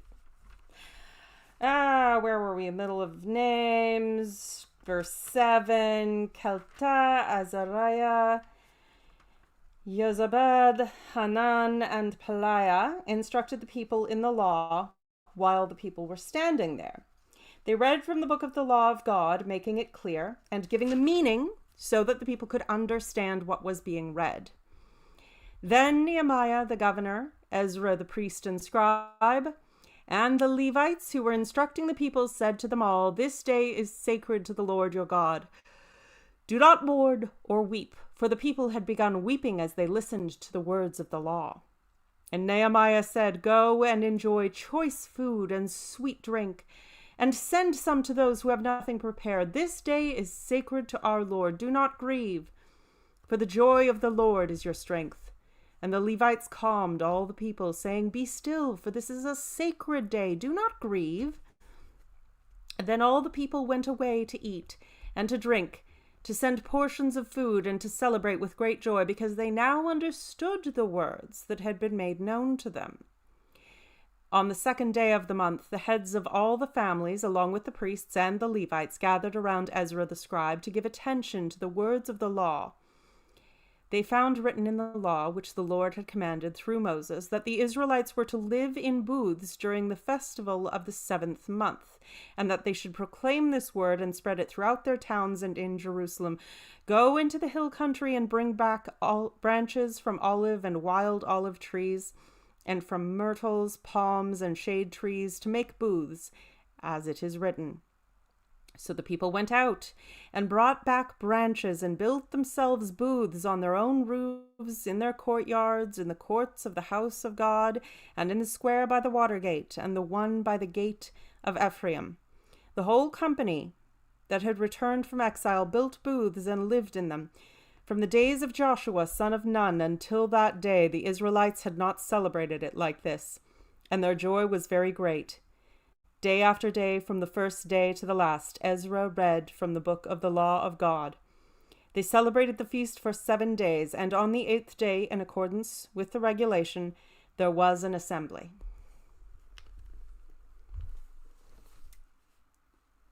That's all. Is the echo still there? Because I don't think there is an echo. No, it doesn't look like it is. I No. only heard it when I was doing the list of names and only of my voice. So I don't know. It could be some crossed wire bit, but if they're hearing it at home. divine intervention because of the way you badly pronounce the names. That's it. I did not badly pronounce the names. I will next time if you don't smarten up. I see Lawrence grinning, so I must be right. I'm looking at Tomer. What?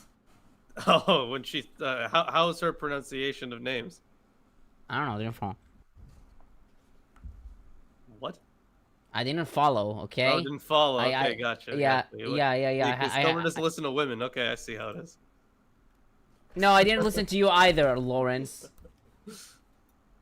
I have no excuse. But this chapter is quite interesting because now we have Ezra. Yeah, I know. I'm getting my punishment. I know. This. It's really easy when it comes to the panel. Tomer doesn't listen to anyone with long hair. Low hair. Long hair. Long. Which is everyone today. My hair isn't all okay. that long. Okay, so what I wanted to say is that this chapter is quite important, or at least interesting, because we have Ezra here, and I don't know if we would expect Ezra in the Nehemiah story, but like there is a long debate about whether Nehemiah 8 belongs like in the Ezra chapters or like like it's really not clear why it's here. And like Fried has like 1, 2, 3, 4, 5, 6, 7 pages dedicated to the original location of Nehemiah 8. So yeah, it's just very like not confusing. It's very complex, at least from these sources that I've read.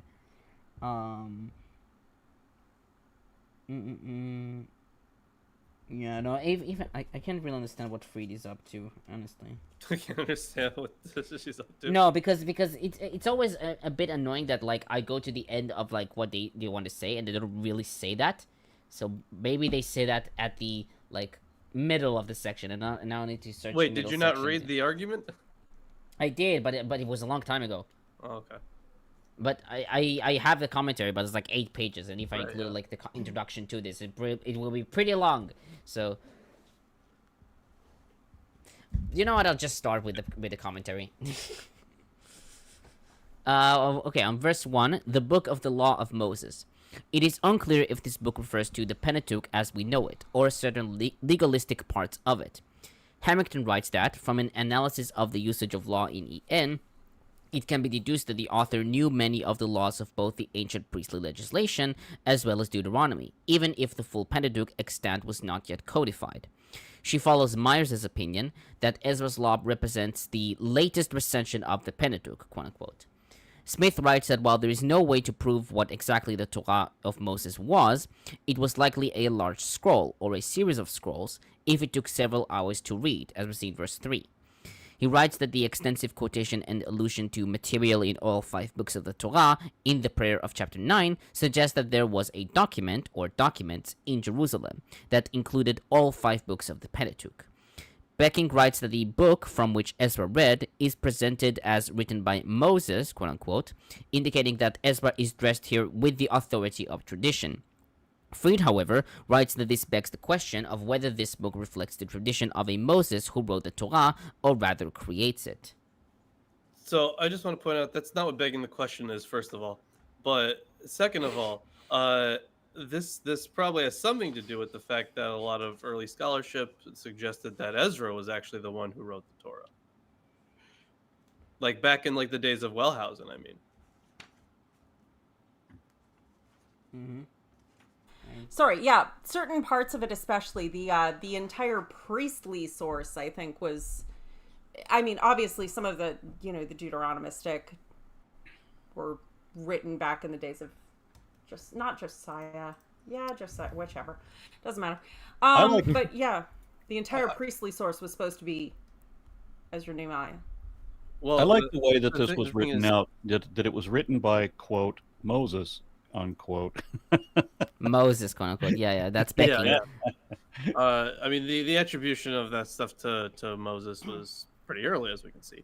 But like the thing is, I'm not gonna sit here and try to attribute a name to the author of the Pentateuch. It's for sure not Moses, and I don't think we have enough information to say that it was Ezra. So It was but really a lot Joe of people Bob. did That's- very early on believe that. That's less. It's less unsupported and irrational, certainly, than believing Right. that Moses wrote it. Right. It is far more reasonable to think that Ezra put together and wrote portions of. But even still, that's probably more of a school and a broader, thing than just one guy Yep. fixing up and spitting out. Yeah, we just don't have the ability to put like a name Yeah. to who wrote it. It wouldn't be the worst. It's one of the things with Wellhausen, because not everybody's going to go and get a master's degree in the breakdown of scripture and authorship. Wellhausen breaks it down enough for sort of starting, but it is, obviously everything is more complicated, but it's not Sorry, crazy. Sorry, I just saw a comment by Atheist Carpenter. Tomer doesn't listen and he doesn't read. I think he's going native.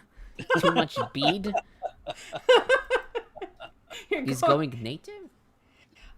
In this context, I believe it would be going nuts. You're going spare. I mean, I'm already nuts. Like, you don't know who I am. Like, We've I'm had sh- clues. So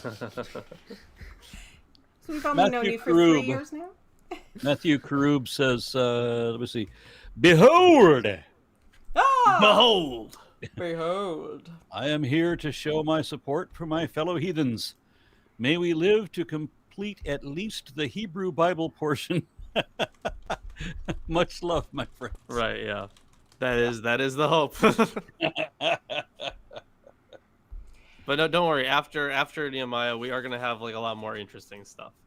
You know, Like, if you a two lot. would both escape the United States, we could probably do this like 3 times a week. That is true.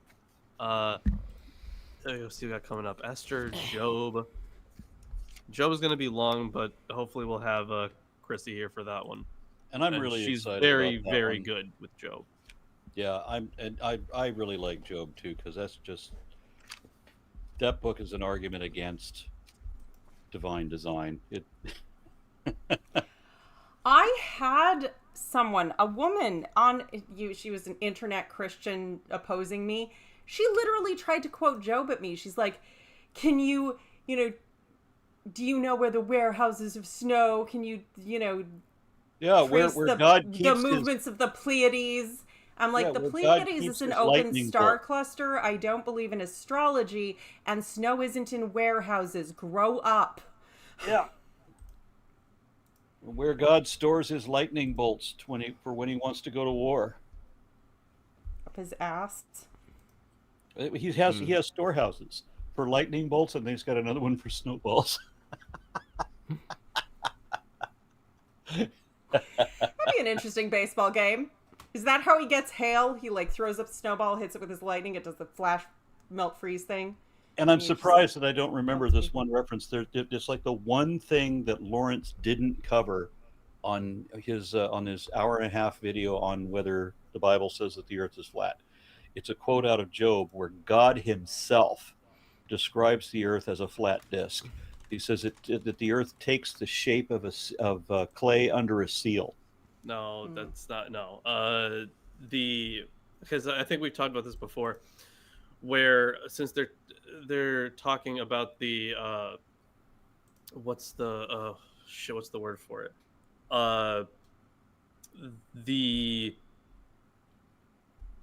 They're less talking about the physical shape of like the earth and more about like the mountainous regions and valleys and stuff like that. Mm-hmm. So it's got some topography to it. Yes, topography, but they're not talking about the whole world. I covered everything I needed to cover. You put the drop of clay on the scroll to seal it closed, and then you press it with the seal, and now you've got a flat disc with some mountains and valleys in it. Sure, I get what you're saying, but that God was not the purpose of the verse. The land, and that's why Israel looks that way. But the thing, I covered everything I needed to cover. Let's be abundantly clear here. I did my fucking job. So it is an extraordinarily good video. Thank you. I appreciate that. Okay, on verse 2, on the first day of the 7th month. Fried writes that the first day of the 7th month, or Tishrei, is not observed here as a festival day, even though it is the first day of the year. She writes that if it were being observed as such, then it would have been stated that this was the cause for rejoicing, but it is not. She writes that more likely is that with the wall being finished on the 25th of Elul, the 6th month, the ceremony for the dedication of the wall took place shortly thereafter. The dedication ceremony on the first of Tishrei would have had provided just enough time to allow for the assembly of the priests and Levites from all their places, and for the arrival of anyone else who wanted to watch or participate in the dedication ceremony in 1217. She further writes, quote, as Pakala points out, the date is not well integrated into the text, and is likely a late addition. The more logical location for this passage would be at the beginning of the verse, or in verse 1. Further, the month is referred to by the number, the way months are referred to in the Ezra passages, as we see in 7 verses 8 and 9, 8:31, 10, 9, 16, and 17, rather than by the name as they are in the Nehemiah memoir, 1:1 to 1:6:15. This entire chapter is an addition to the Nehemiah memoir, most likely by the author of Ezra 7, 1 through 10. He had originally placed it as a grand finale after the ceremony of the wall's dedication, but it was evidently later moved to its present location at the center of the book of Nehemiah.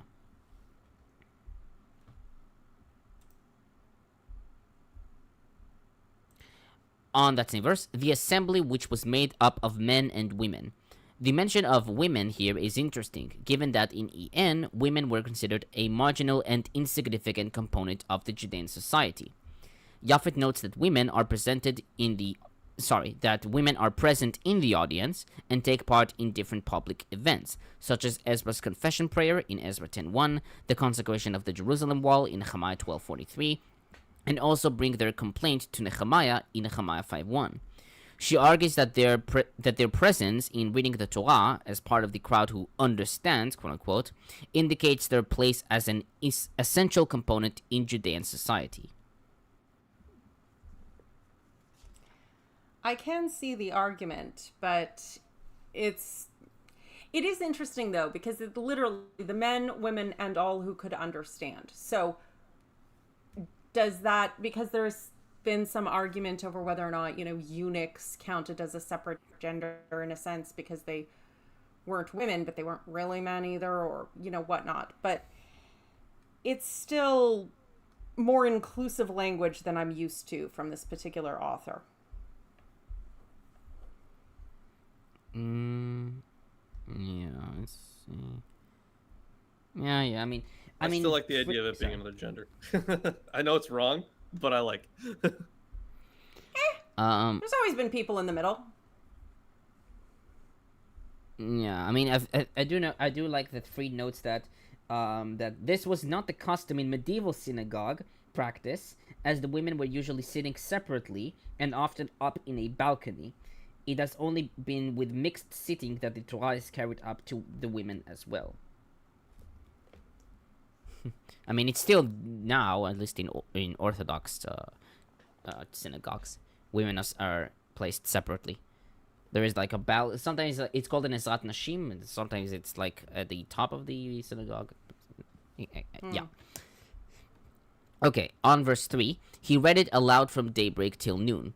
Fried notes that if the book of the Torah refers to the Pentateuch as we have it, then it is not possible that Ezra would have read it from daybreak till noon. There are 79,847 words in the Torah, which amounts to 333 words per minute if it was read for 4 hours. A normal reading is about 150 words per minute. If Ezra was reading in that rate, then it would have taken him about 9 hours to read, and this is continuously without bathroom takes, which she dubs an impossible task, quote unquote. She writes that either the author did not imagine him task? Impossible. I know, an impossible task. And not going to the bathroom for 9 hours. That's not impossible. What are you talking about? That's what she says. Stand in the sun and read. And people have done crazier shit. People used to do that kind of shit in Greek performances of like the Iliad and the Odyssey. They would stay up there. People used to read on the shitter. Sure, they still do. So that's just wrong, but okay. So she writes that either the author did not imagine him reading the whole Torah, or that some of the Levites standing with him spelled him for a while, as according to Smith, or that the Torah that the author had in mind is not our Torah and is a lot shorter than our current one. Harrington, however, argues that the text indicates that he read selections from it, literally in it, not the entire scroll. So he got the Reader's Digest version? So, Pendragon does bring up a recent example. Cory Booker. What was it, like 25 hours that he spoke? Oh, yeah. Well, I guess I think he also was technically taking a bathroom break, right? Because I think he had to, He did, well, maybe he got a But I mean, I think he just, before America fell entirely, wanted to break the record of the longest filibuster arguing for, was it segregation or slavery? I think it was segregation. I mean, Harrington also writes that in 6 hours it would not be possible to read the entire Pentateuch aloud.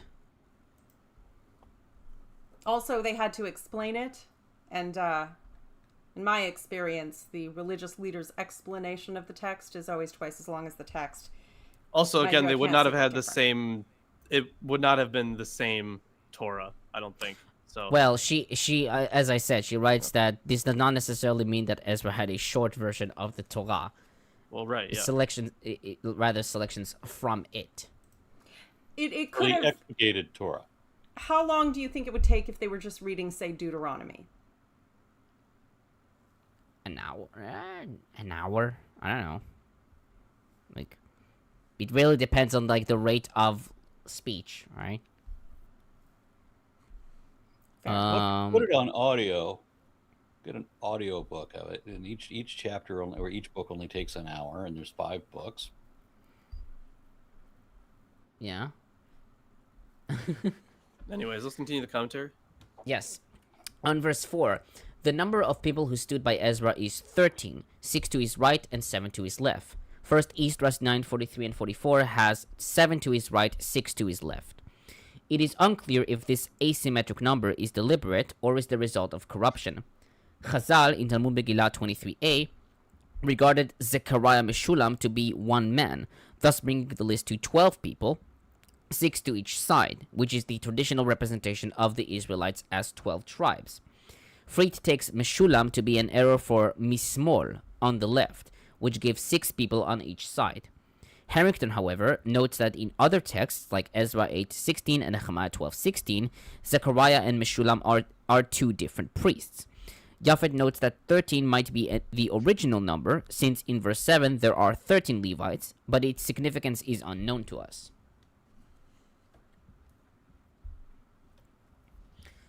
On verse 5, Ezra opened the book. It is quite odd that Ezra opens the Torah book, given that he has already been reading it from dawn until noon.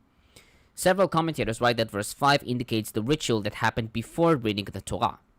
Fried, however, writes that the passage duplicates the previous one, but it is likely that this is the original, and the previous verses are a later insertion.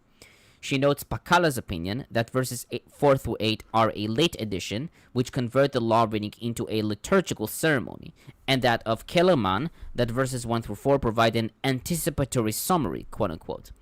First Esdras 9:45 reads, when Ezra lifted up, or took, the book of the law.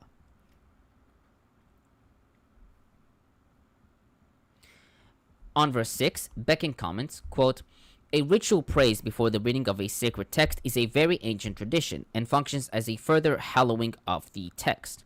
The people gathered express the acceptance by means of prayers in 3 different forms of bodily expression. This acceptance is underlined by the announcement that the people responded with Amen, Amen, and functions as an endorsement of what has been said. Nature and content of Ezra's prayer are not given. Remarkably, he directs the prayer to Ha-Elohim Hagadol, the great God. This epithet does not appear elsewhere in the Hebrew Bible. Nehemiah refers to God as Ha-El Hagadol, the great God, in 9:32, also Deuteronomy 10:17 and Jeremiah 32:18. In Ezra 5:8, an Aramaic equivalent is found. The epithet might have its origins outside ancient Israel. In Mesopotamia, gods were called Ilurabu, great God. In a papyrus, presumably from Elephantine, a companion of the god Anubis Aptach, Wep-Wawet, is referred to as an Allaharabah, great god, in a report on wine supplies.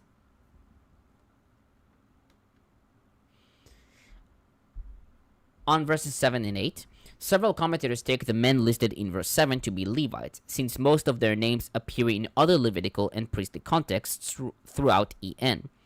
Harrington notes that teaching the Torah was a major function of the priests and Levites in biblical times, as we see in Deuteronomy 33:10, 2 Kings 12:2, which is 3, and 2 Chronicles 15:3. Chazal in Talmud Megillah 4a understood the word meforash in NIV, making it clear, to refer to translation, a reading favored by Gersondis, Ditrani, and JPS. Japhet writes that this is the source for reading the Torah with Targum Onkelos, a practice still attested to this day in several Yemenite synagogues. She notes Fishbane, Williamson, and Van der Kuij's opinions that the clause refers to ordered reading, section by section, although she takes meforash to mean explained.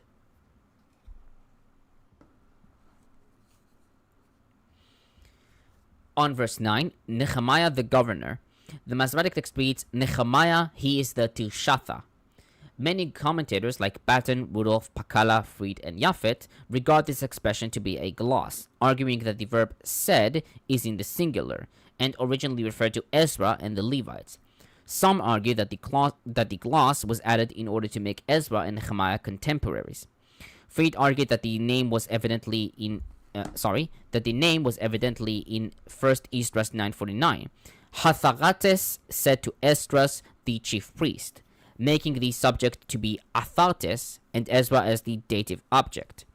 Böhler explains that the appearance of Nehemiah at Ezra's side in the Masoretic text is owing to a change in the text that took place at the time when the Nehemiah narrative in Nehemiah 1-7 was placed between Ezra 10 and Nehemiah 8. Harrington, however, argued that there are insufficient grounds to remove Nehemiah from verse 9, since compound subjects often carry singular verbs, especially when the verb is mentioned first, as we see in Ezra 3:2 and 9, Nehemiah 3:1 and 6:2. She argues that the subject in verse 9 is still technically plural, even with the unnecessary emendation, quote-unquote, since the Levites are included in it. She adds that there is no reason why Nehemiah, as the governor, could not have given the instructions to the people. Septuagint reads Nehemiah, in Peshitta, Nehemiah, the leader of the priests.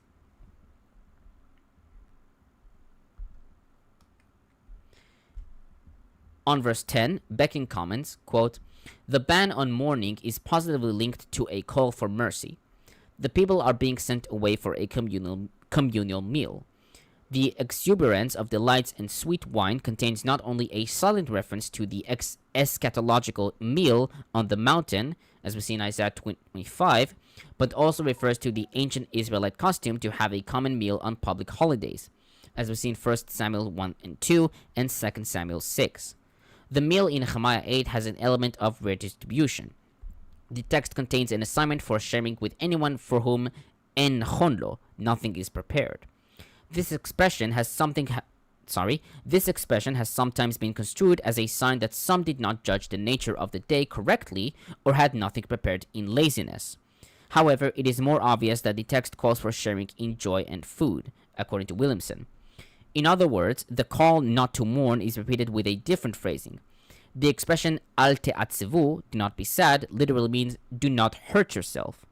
This last summon is motivated by the reference to the fact that God is a ma'oz, protecting place. Elsewhere in the Hebrew Bible, this word points to at protection against enemies, as we see in Nahum 1:7 and Psalms 27:1. In Nehemiah 8, God is a protector against possible curses because of any transgression of the Torah. According to Williamson, in his protection of the people lies their true joy.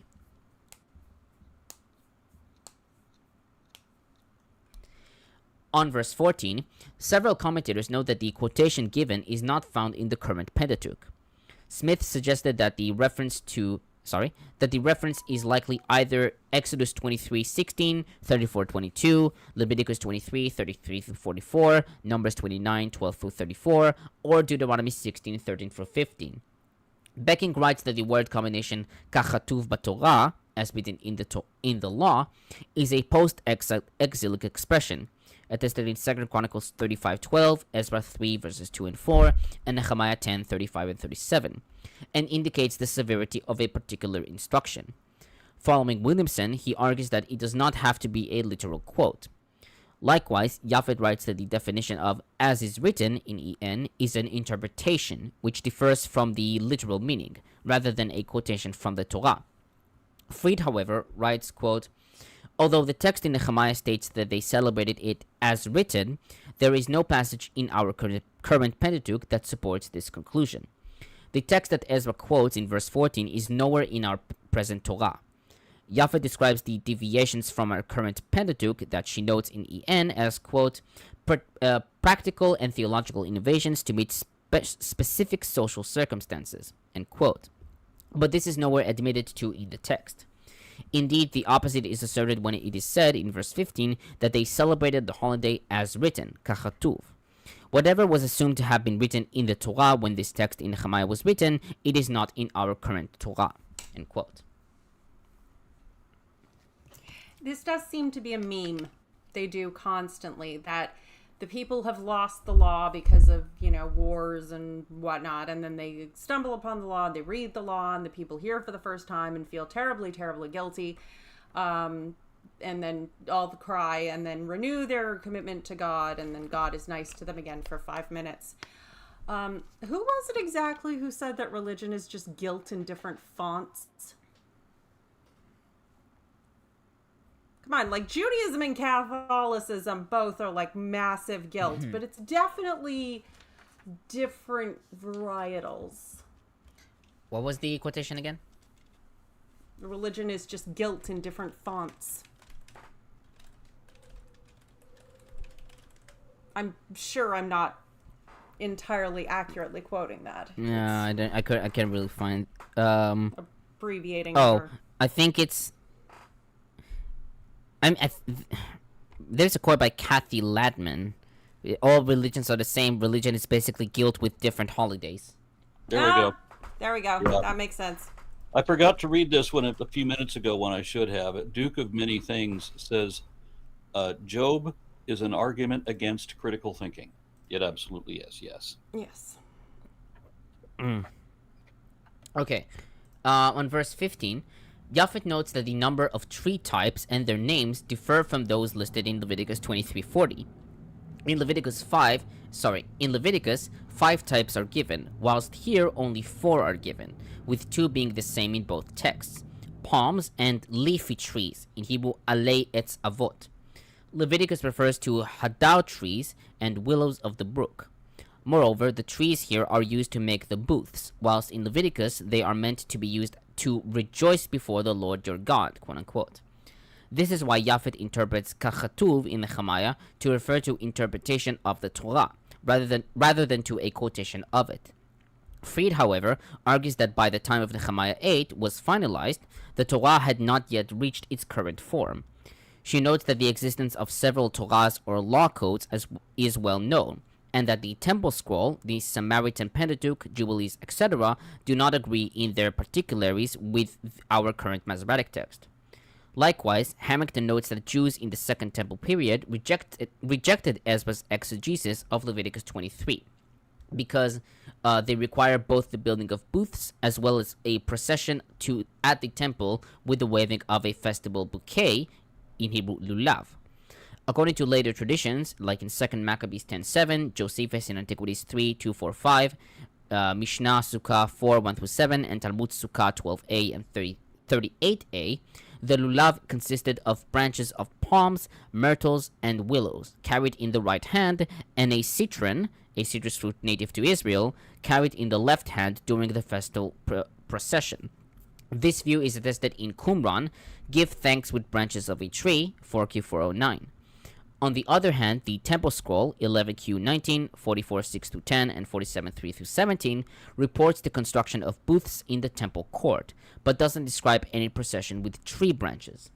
Later Carrot sectarian tradition corresponds with EN, in saying that the branches of Leviticus 23:40 are the materials of the booths in Leviticus 23:42.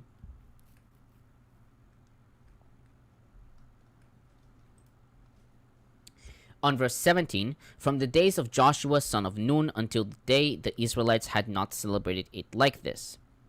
Japhet comments, quote, the historical note portrays the dwelling in booths as a complete innovation and is connected with the explanation for the dwelling of booths in Leviticus 23:41. The booths served as Israel's dwelling during the wanderings in the wilderness, wanderings which ended after Joshua and the Israelites conquered Canaan and settled there. According to Leviticus 23:41, the Israelites' duty was to give an expression to the historical memory of the wanderings by sitting at booths in the festival of Sukkoth. But the Israelites did not do so, and did not realize this historical memory throughout the long period since the conquest. The definition of the people as returning from captivity and the historical remark connects the return from exile period to the Exodus and the conquest, one of the central features of the historical outlook of EN. The Judeans who returned from captivity, quote-unquote, who came to resettle in Judah, are parallel to the Israelites who returned from Egyptian captivity and settled in Canaan. Alongside this comparison, the contrast is emphasized. While the returnees from Egypt did not preserve the wandering memory and did not settle in booths after the conquest, the returnees to Judah did so under the leadership of Ezra. Ezra thus appears as a kind of, quote, Joshua reborn, end quote, according to E. Otto. Certainly not the first time they've pulled that. The new Moses, the new Joshua, the new Elijah, the new... Yeah. And finally, on verse 18, Harrington comments, quote, the reading of the law is prescribed in Deuteronomy 31, 10 through 13 for every 7th year during the Festival of Booths. Curiously, Ezra begins this reading already at the Festival of Trumpets on the first day of the 7th month, in verse 2, but compare Josephus in Antiquities 9, 154, who places the reading of the law during the Festival of Booths. Perhaps this was necessary since the community had little knowledge of how to observe these festivals and needed the advanced instruction for adequate preparation. It is noteworthy that the cancellation of debt, which occurs every 7 years, is carried out by Nehemiah in this year, as we see in Nehemiah 5, 10 through 12, compared to Deuteronomy 15, 1. The author of EN is clearly influenced by priestly legislation. The festival of Sukkoth is described in Deuteronomy 16 as a 7-day celebration with a holy assembly, Atzeret, on the 7th, and not 8th day. According to Leviticus 23, 36, and 39, and Numbers 29, 35, the concluding assembly was held on the 8th day, and no work was to be done. The community was supposed to offer sacrifices, as we see in Numbers 29, 36 to 38, and probably also prayed for the necessary rains of the upcoming season. This is indeed the understanding of Targum Pseudo-Jonathan on Leviticus 23, and is reflected in a prayer for rain on this day in the modern synagogue liturgy, as we see in Ecclesiastes Rabbah 7:14.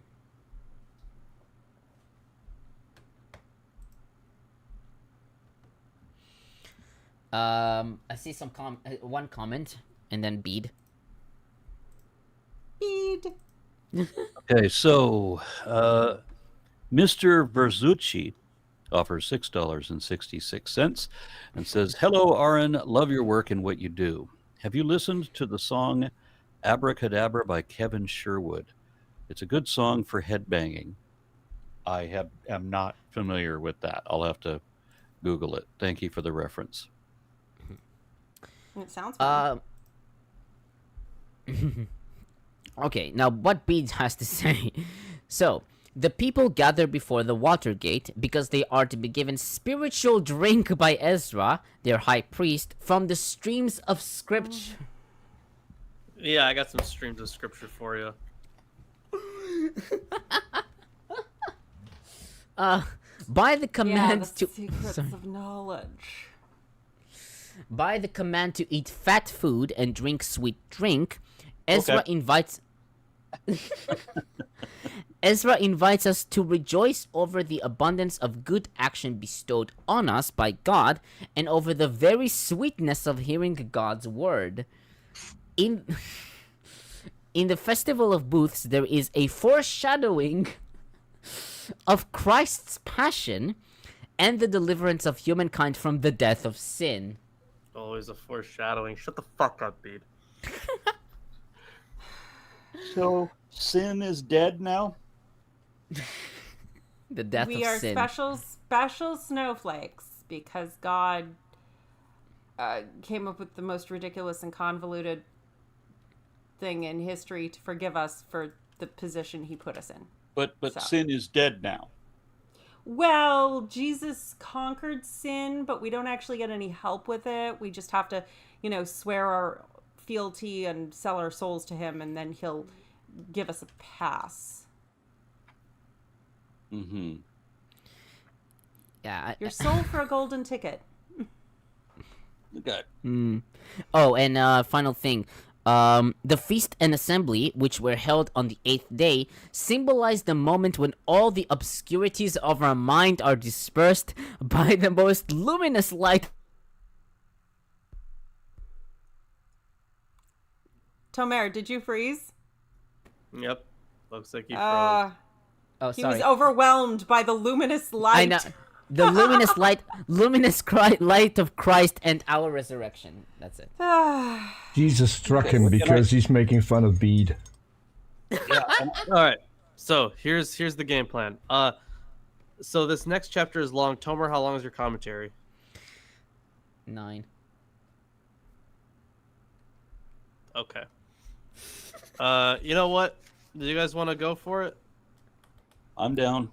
It's only 11:15. We really need to get through this shit. Right. Yeah. So this way we can actually potentially even finish Nehemiah next time. That would be awesome. Yeah.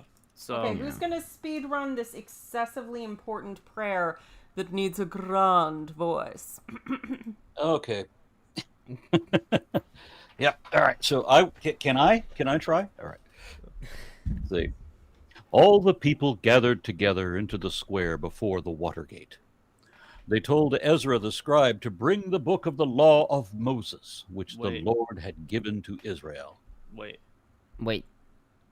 Wait. What chapter are you on? Chapter 9. Not on 8?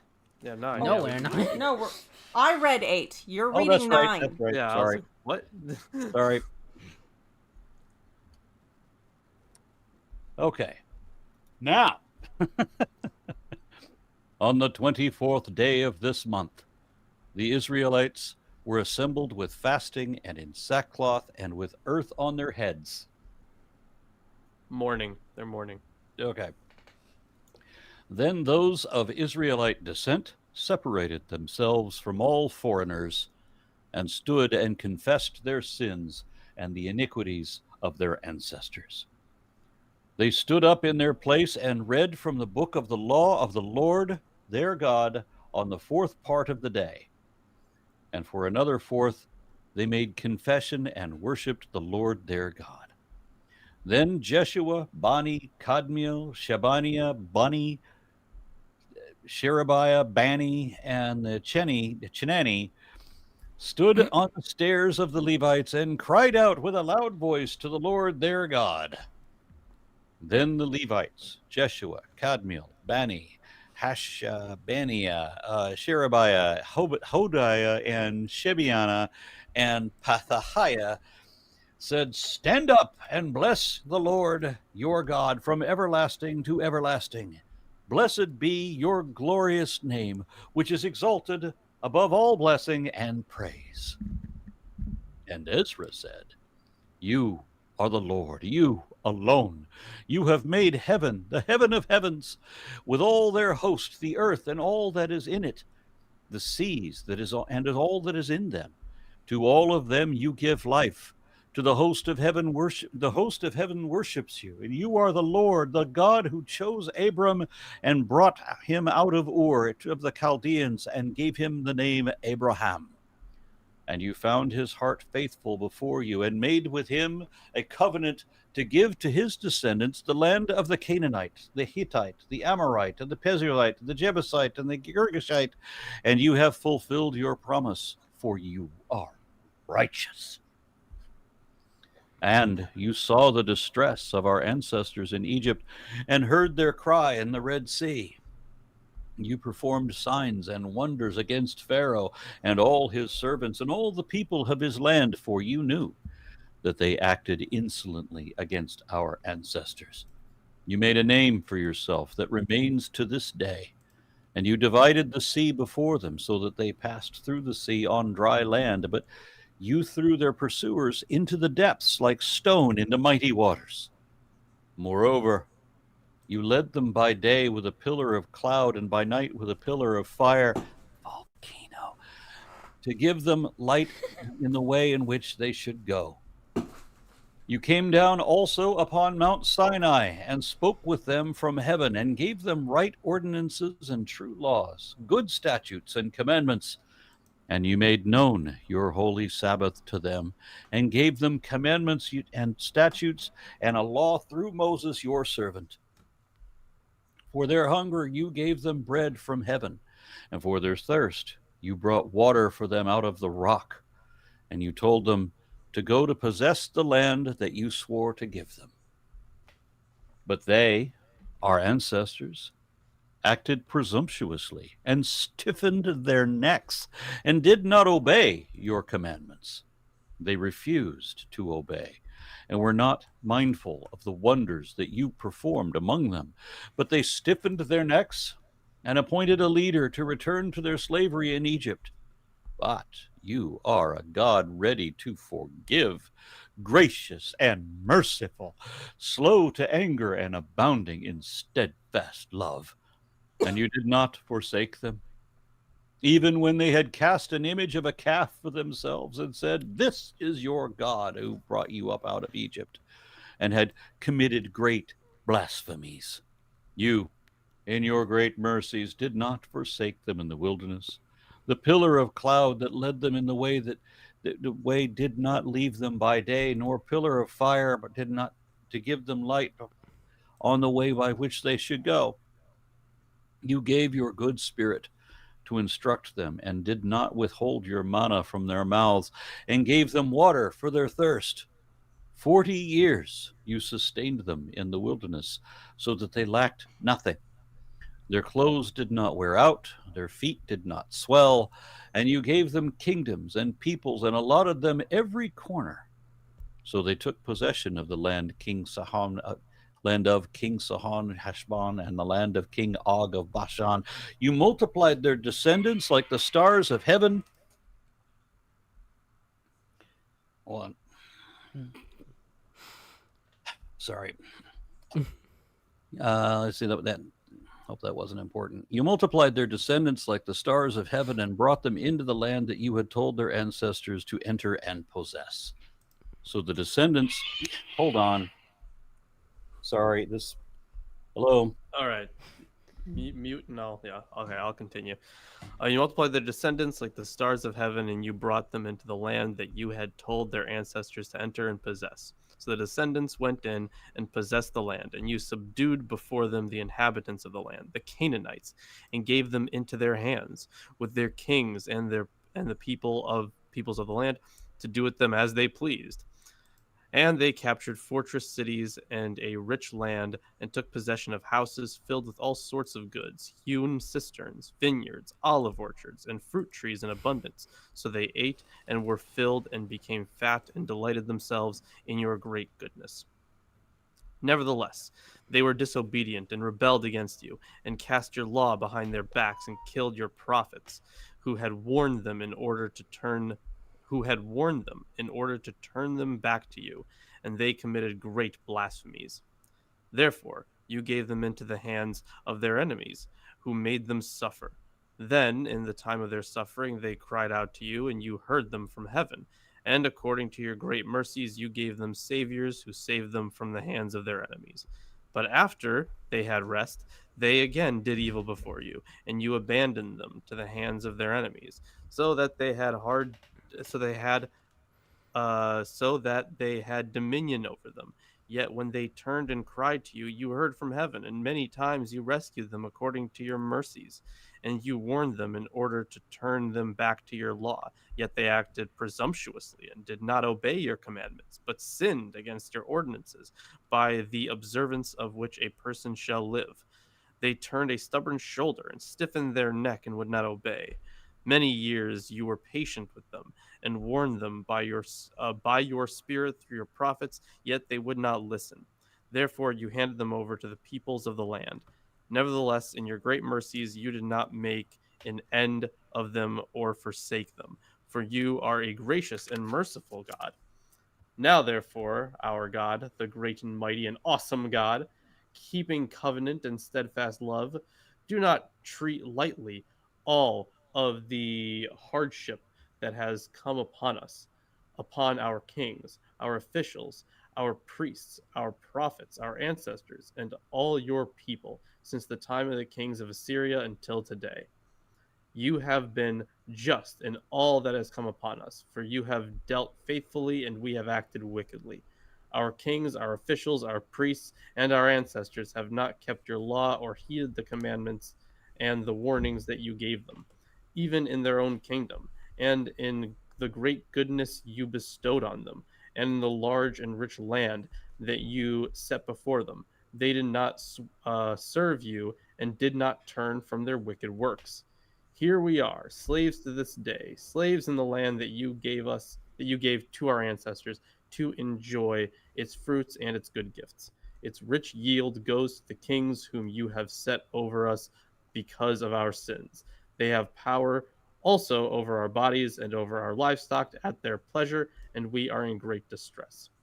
Because of all this, we make a firm agreement in writing, and on that sealed document are inscribed the names of our officials, our Levites, and our priests.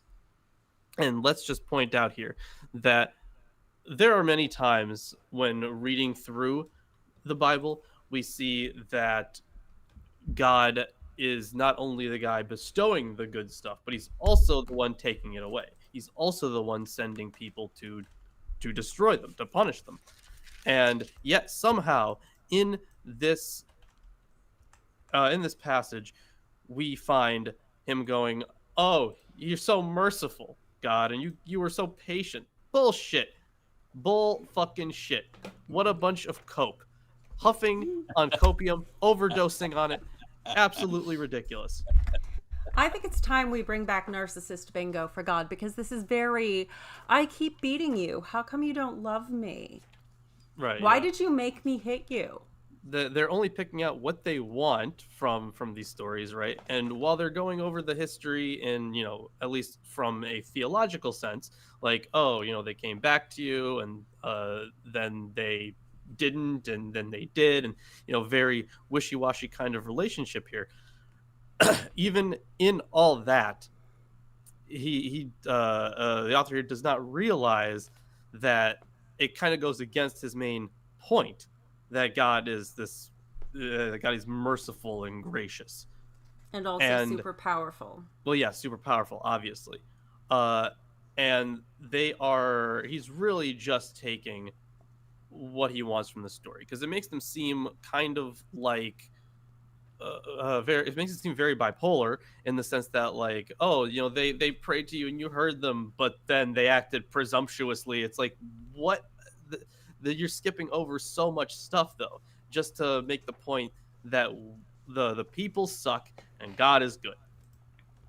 Yeah, good. And it's, to be honest, we read that with a modern eye. It very much has the flavor of the utterly meaningless and often quite aspirational courtly courtesies and flattery of Asia. Like, the go to the brutal dictator and say, "You are so known for your mercy and justice. Surely you will deal with us in a well-meaning way." He's not actually known for any of those things. You're hoping he will behave with those things if you flatter him with them. Got a few comments. What I'm getting. Sorry, go ahead. Duke of Many Things says, Aaron and Tomer, I only adore pi because, as any mathematician will confirm, the sin of pi is 0. Of course it is. Was I supposed to say sine? Yeah, I guess so. No. All right, so Dilchi, I have no idea how to say that. Says the sin is 0, but that would be the sign. Yeah. It's fine. I'll be making a video debunking an evolution denier in my country. What's the single best thing I can say that proves something has been existing for a very long time? What's the single best thing I can say that the single best thing I can use that proves something has been existing for a very long time? I would look up geologic maps of your local area, because, I mean, the way that they do, they use radiometric isotopes to date these different strata. And so all of these maps are, it's not just one date and it's not just one isotope. There's a myriad of them. There's a couple dozen isotopes, and in order to create a geologic map, they have to do readings all over the place, all over the whole country.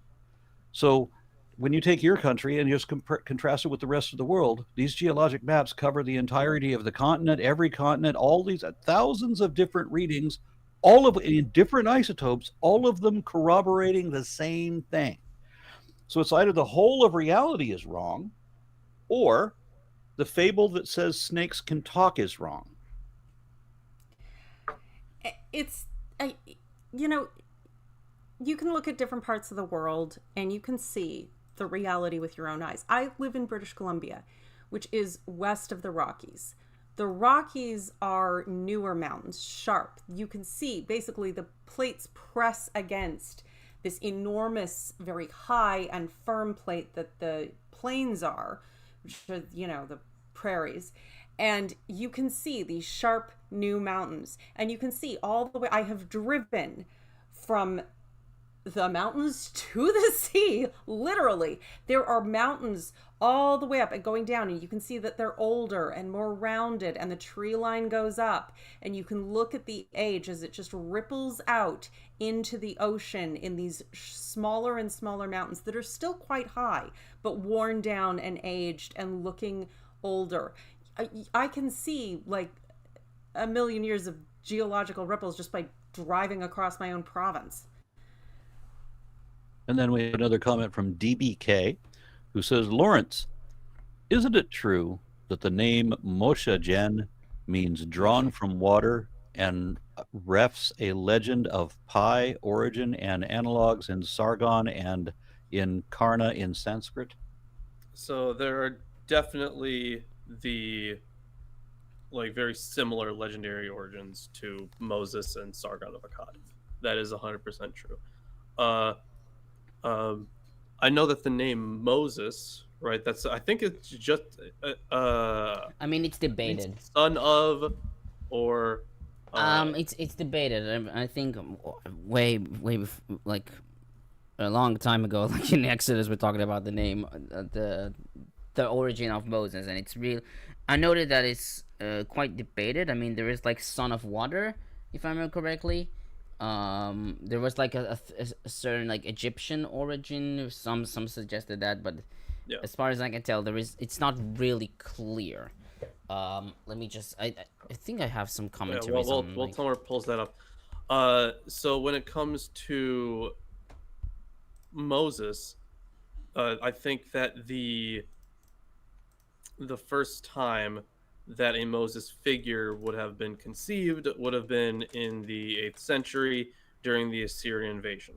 Would have been the perfect time for a national hero figure to arise. I still don't think he was real, but I think that was the period in which people, when faced with this impending threat to their national welfare, and in fact their national identity, came up with a Moses figure. And of course they took from one, when making the mythology for it, they took from one of the most well-known and most powerful leaders of the time. And there are heroic archetypes that turn up over and over again. I know there's been some pushback from scholars because people were oversimplifying the, heroic archetypes and using them for fiction. But like, the trends are there. Moses is not unique in any aspect. Yeah. From what I remember, Moses just means son of. So look, my commentary for like 2-3 years ago, I can't recall. It says that another possibility is from the Egyptian root Messi, or child of, as in names like Thutmose, child of thought, and Ramses, child of Ra. But though I have a commentary by Utz Schneider and Oswald. Let's just pull that real quick. which says that the name Moshe is, despite the Egyptian prince's Hebrew explanation, of Egyptian origin. It is derived from the root MSJ, which is used to construct a name type which connects a divine name with the element Masaj Su, giving the meaning God, and N is the one who bore him. For example, Ra Mose, Tchut Mose, etc. Moses is the short form of this name type. It does mean one who is born or simply son. One who is born. Well, that does narrow it down. Yeah, I mean, I could find in other like commentaries, but like that, Snyder and Oswald are quite good. But anyways, we're talking about Nehemiah. Yes. So Tomer, how about you get us started? I mean, there is another commentary. Oh, Another comment. Of course there is. Yeah, as long as it's relevant. Okay, so Dilchi says, thanks for the video. I have another question. It's for Aaron. What is your favorite Black Sabbath / Ozzy Osbourne song, and who do you think has the best vocals in rock music? Relevant. Certainly relevant, yes. To the first song, if we just go with Ozzy, then it's Diary of a Madman. I absolutely love that song. The studio version, there's reasons why they could never do it live properly, although I have heard it live. You do need a choir and an orchestra and all that kind of crap. As far as who has the best vocals in rock, I'm oh my god, what was her name? The singer for can't believe I can't think of her name. The singer from In This Moment. I like that one just because the way she or we could go with Tatiana from Ginger. I would say the thing is for favorite songs from Ozzy or Black Sabbath, I don't know if I can make a choice. Like there are just so many good ones. But when it comes to the best vocals in, well, let's go rock / metal music. Nura Luhimo. She is phenomenal. She is part of the band. It's like Noora, and then Luhimo is Louhimo, I think. The band Battle Beast is so fucking good, and she just has range, and she fucking nails it every time. And live, I've seen live recordings and whatever, she does not disappoint. She is fucking awesome. Thank you. All right, and Yes. Maybe back to Nehemiah. Yes. Okay, so we'll start with verse 1. The 24th day of the same month. In Hebrew, LaChodesh Hazeh, this month. It is not clear which month this refers to, although the reading seems to suggest that the month was the same month of the previous chapter, i.e. the 7th month, according to Tishrei. Japhet argued that since chapter 9 is not a continuation of chapter 8, we cannot know what month this refers to. She notes that the reference to the 24th day of a given month is frequently attested in the books of Haggai and Zechariah. For example, the people began building the temple on the 24th of the 6th month, as in Haggai 1:15. On the 24th of the 9th month, Haggai prophesied to the priests and to Zerubbabel, as was in Haggai 2 verses 10, 18, and 20, etc. Also Zechariah 1:7, Daniel 10:4 and 5. Moreover, the fact that other dates when Haggai prophesied are of significance, such as the first day of the 6th month, as was in Haggai 1:1, and the 21st of the 7th month, as we see in 2:1, raises the possibility that the 24th had a significant meaning, specifically as a day of fasting and mourning. But without any additional details, we cannot determine the meaning of this date. Harrington argued that this was an impromptu fast called for the occasion. I see. An impromptu fast in the middle of the feast. Sure. On verse 2, those of Israelite descent had separated themselves from all foreigners. There are two possible interpretations of this statement. One, despite the mass divorce under Ezra, the Israelites married foreigners again, and this was the cause of the lamentation. Two, the Israelites separated themselves only during the holiday of Sukkoth, because only the native-born were required to live in huts during the holiday, as we see in Leviticus 23:42, and they had resumed living with them again. Fried writes that it is unlikely that mixed marriages was an issue, given that it is not explicitly stated in the prayer, and that it is not foreign women who are singled out, but all foreigners. She writes that the author wanted to make sure that the reader understand that only native Judeans are participating in this prayer of repentance, and are signing the agreement that follows. This interpretation is accepted by Japhet and Smith. Becking, however, argued that the Hebrew root nachar, usually translated to foreigners, means strange, uncommon, different in many cases. Thus, the verse implies that these people had separated themselves from Israelites who were different or unusual. He writes that the expression refers to, quote, a group of Israelites who for some reason held different views in matters moral and religious than those who had been in exile, end quote.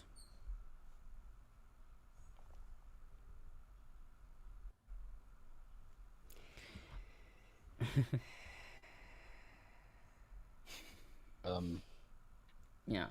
Everything all right? Yeah, sorry, just... I'll continue. Yeah. Yeah. On What verse is 3... it Homer can see that the rest of us cannot? The sigh? The sigh. Okay. On verse 3, Japhet notes that in contrast to the Torah reading story in chapter 8, Ezra is not mentioned, and its reading is presented as a routine practice with the implicit Vayikra'u, and they have read, without mention of the people who read it and their title. Later, the Levites are said to carry the public prayer, and the reading of the Torah might be attributed to them, but this is not explicitly told. She writes that the remark about the Torah reading testifies on the one hand to the importance of the Torah reading, which becomes part of the confession and prayer event, while on the other indicates that reading the Torah became a routine matter, without need to explain the reasons or its participants. She argues that because reading the Torah was an innovation of Ezra, and since we assume that some time has passed until it became an accepted practice, the way that the Torah reading is mentioned the way that the Torah reading is mentioned here might indicate that the text is later than Ezra and to Nehemiah.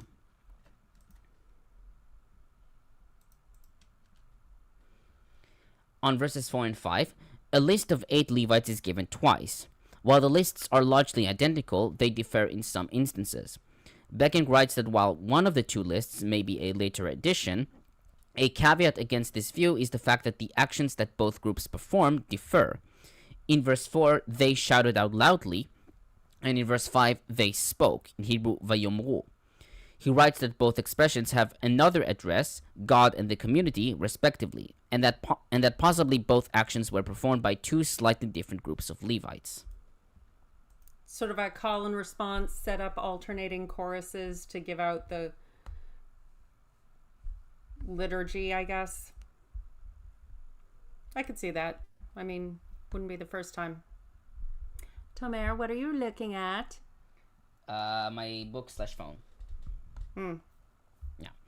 On verse 6, Becking comments, quote, the prayer continues with a statement about the incomparability of Yahweh. The claim that only Yahweh is God is supported by the belief that God is the creator of all things. For creating, the craftsmanship word asa, to make, is used. Not only did God create heaven and earth, but also the heaven of heavens, quote unquote, and all its army, tzava. The expression heaven of heavens refers here and elsewhere to the highest heaven as the abode of God above the firmament, as we see in Deuteronomy 1:14, 1 Kings 8:27, Psalms 68:34, and 14:8:4. The host of heaven is an expression rooted in the metaphor of the divine warrior. This host formed the armies that assisted God in his struggle. Texts like 2 Kings 17:16, 23:5, Jeremiah 8:2, and Zephaniah 1:5 show that the worship of these powers was not consistent with a more monolithic view of Yahwism. However, in post-exilic texts, the expression has a positive meaning and refers to the heavenly council, as we see in Isaiah 40:26, 45:12, Psalms 33:6, and Daniel 4:32. In verse 6, it is said that these figures should, quote, bow down before God, end quote. That idea contains an implicit summons to the community to bow down to God. The text in Nehemiah clearly echoes a remark in the creation hymn, Genesis 2:1. From this hymn, the partition of the universe into three domains, waters, earth, and heaven, has also been adopted.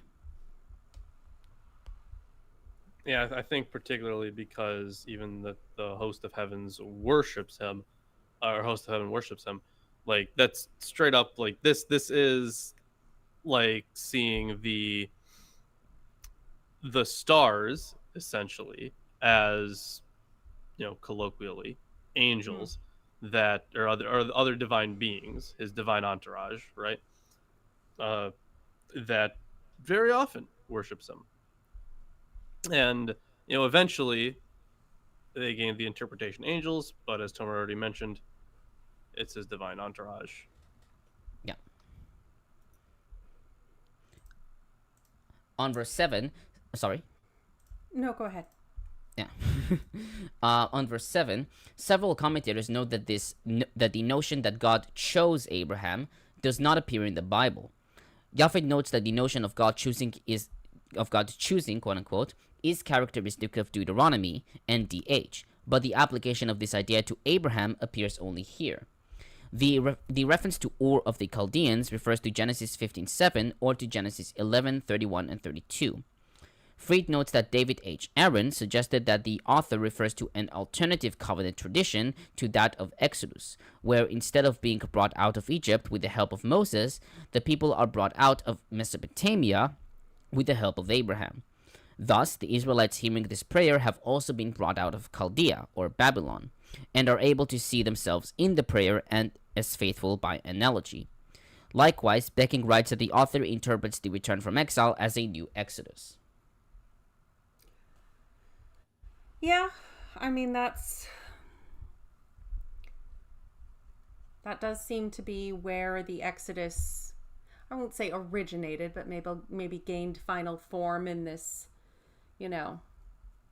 narrative of we are going to do, it's calling back to the golden age. We had this great Exodus, we're going to do it again and rebuild just like the first time. And yeah, because like there are definitely like references that are older than like the Babylonian exile that talk about something like an Exodus.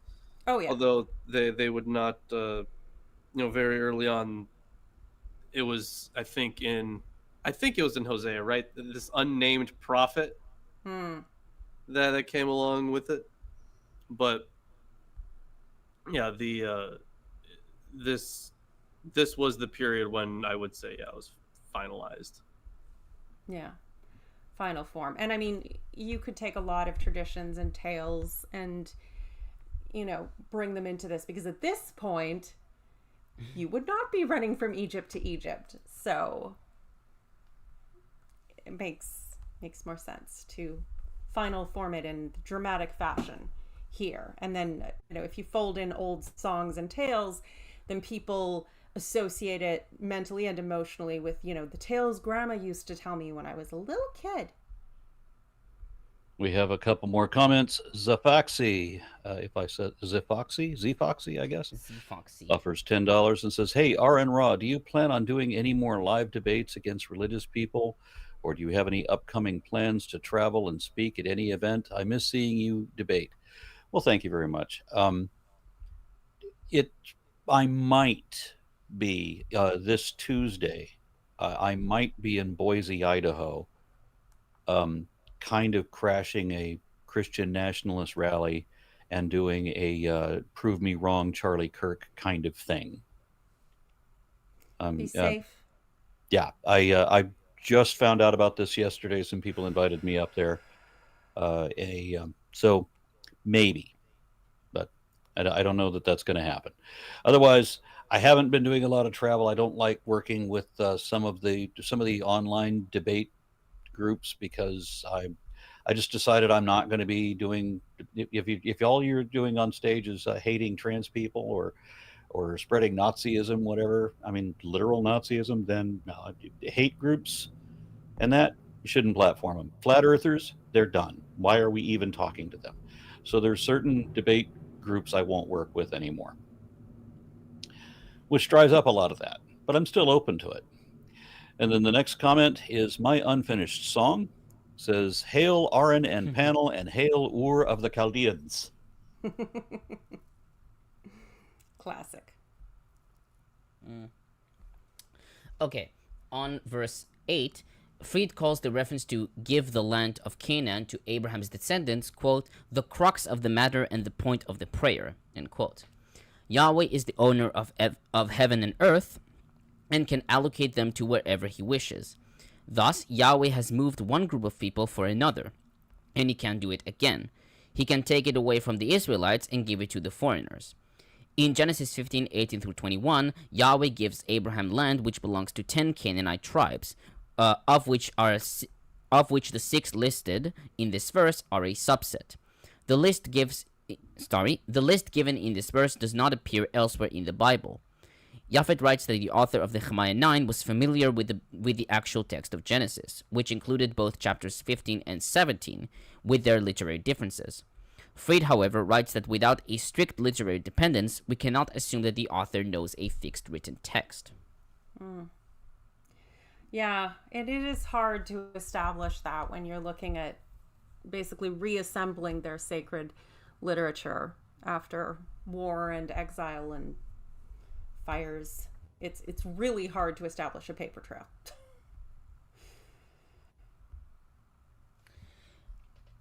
I see another comment, Oren. Right. So I don't see it. Oh, wait. My unfinished sock says Exodus. Don't Exodus or do, whatever. Either way, like and share the stream instead. Thank you so much. Okay, on verse 10, you knew how arrogantly the Egyptians treated them. Japhet writes that the explicit mention of this arrogance in the prayer 3 times in verses 16 and 29 is, quote, one of the important characteristics of the historical thinking reflected in the prayer, end quote. She writes that mentioning arrogance as a justification for the Egyptian plagues is an expression of a defined legalistic principle, where a person can be punished for an offense which he did so willfully, knowing that what he has done was offending. By this principle, the judges are required to verify that the transgressor was aware of what he was doing, but still did it anyway. She writes that the action that distinguishes between accidental and intentional is the warning of notice given to someone who is about to commit a crime, and makes clear to him the significance of his action.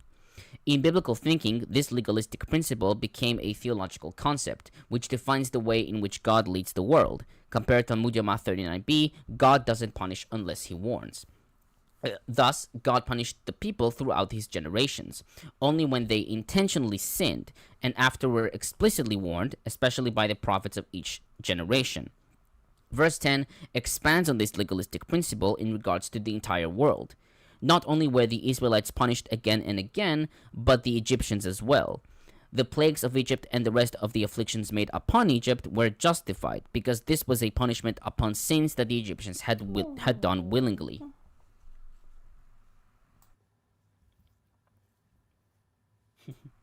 Aww. Cats are so much nicer than God. I'm not wrong. Okay, on verse 13, you gave them regulations and laws that are just and right, and decrees and commands that are good. Fried comments, quote, the language is unparalleled in biblical literature. There is no mention of the formation of a covenant here between God and Israel or Moses, as there was in connection with Abraham in verse 8, suggesting that the author of Nehemiah 9 did not know the concept of a covenant with Moses, and that he did not have the concept of the 10 Commandments specifically. Obedience to God's laws, decrees, and commandments are what is owed Yahweh in exchange for their release from Egyptian bondage, but not obedience to a set of 10 specific decrees. Moreover, the word translated by laws here is Torot, Torahs, literally. This word simply indicates right teachings or instructions, not a complete written law code. This is also the meaning of the term in the priestly sections of the Pentateuch, such as Leviticus 6:9, where we read, "This is the procedure, HaTorah, for the burnt offering," and in Pirkei Avot 1:1, where it is stated that Moses received a Torah, not the Torah. Isn't that a Interesting. direct contradiction of Ezekiel 20, I think 25 and 26?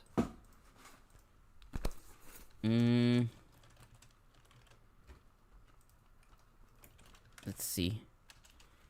I don't think it mentions Torah specifically. Ezekiel 25. Ezekiel 20, 25. Oh, 20. I also gave them over to statutes that were not good and laws they could not live by. I let them become defiled through their gifts, the sacrifice of every firstborn, that I might fill them with horror, so they would know I am the Lord. Thank you. Maybe. I mean, I think the reference to what is written here should be clarified more. We Yeah, they're also both have talking to about the remember same thing, that but one, Ezekiel is the odd one out for Yeah. like everything. Yeah. That's why he's the most interesting prophet. He is. And I do get the feeling he is complaining about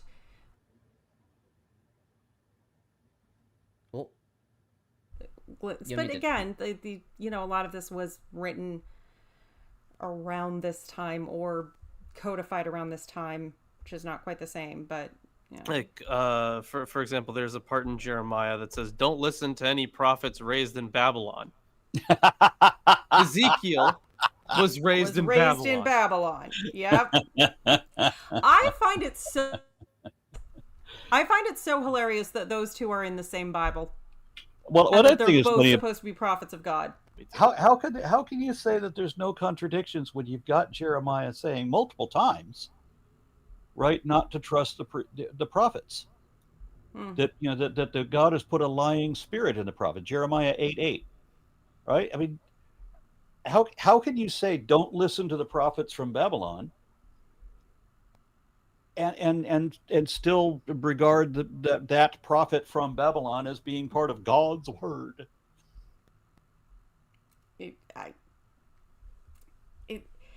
While saying that there's no contradictions. Oh, the laws and statutes are good. The laws and statutes are not good. The thing is, the apologetic would be like, oh, they meant that they meant like the Babylonian prophets, like the ones that are not Hebrews. Those are the false prophets that have Yeah, never. those are the false prophets. Yeah. Hi, Kitty. Yeah, what Kitty, they you want to meant. say hello to chat? Hello, Never mind pretty. never mind the obvious contradiction. Here, look at a cat. I mean, that is a cat good has so much anxiety. distraction. Oh, well then give her loves. I try. Okay, I'll continue. On verse 14, your holy Sabbath. The term holy Sabbath appears only here and in Exodus 16:23, in the account of the manna from heaven.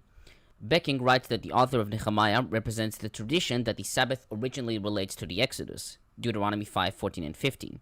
He notes that elsewhere, the origin of the Sabbath is associated with creation, as we see in Exodus 20:10 and 11, and writes that the Sabbath appears later in the book of Nehemiah to be an important element for the identity of the community, as we see in verse 31, 13, 15 through 22. Harrington comments, quote, "The implicit point here is that keeping the Sabbath is an affirmation on the part of the believer that God will provide for one's needs, even though a person is not working on this day. Those who are obedient to the law of the Sabbath acknowledge their dependence on Yahweh to take care of them. At the same time, the Sabbath was not supposed to be a burden on God's people. In later times, the definition of work on the Sabbath created restrictions beyond the simple meaning of the biblical command.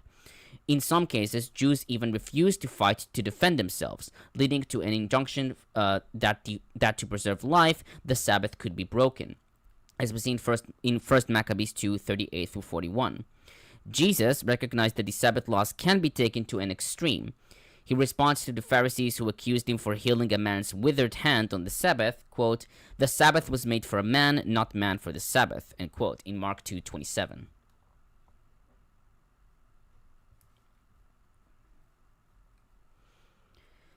On verse 17, you are a forgiving God, gracious and compassionate, slow to anger, and abounding in love. Japhet calls this clause, quote, a great deviation from the account in the Torah, end quote. She notes that the refusal to go and conquer Canaan, the purpose for which God had brought the people out of Egypt, ignites God's wrath. First, he wishes to destroy the entire people and only save Moses, as we see in Numbers 14:12.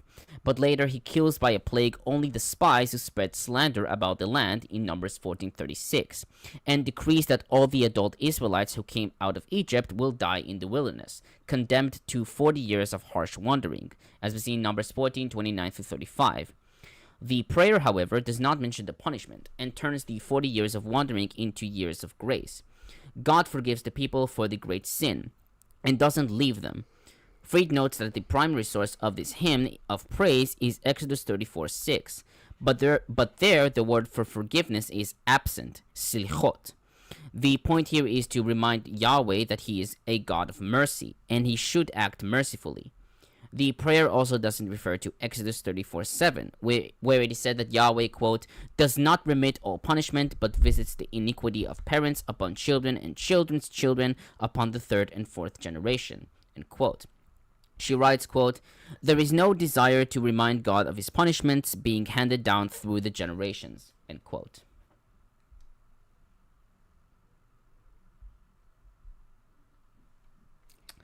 On... That's really fucked up.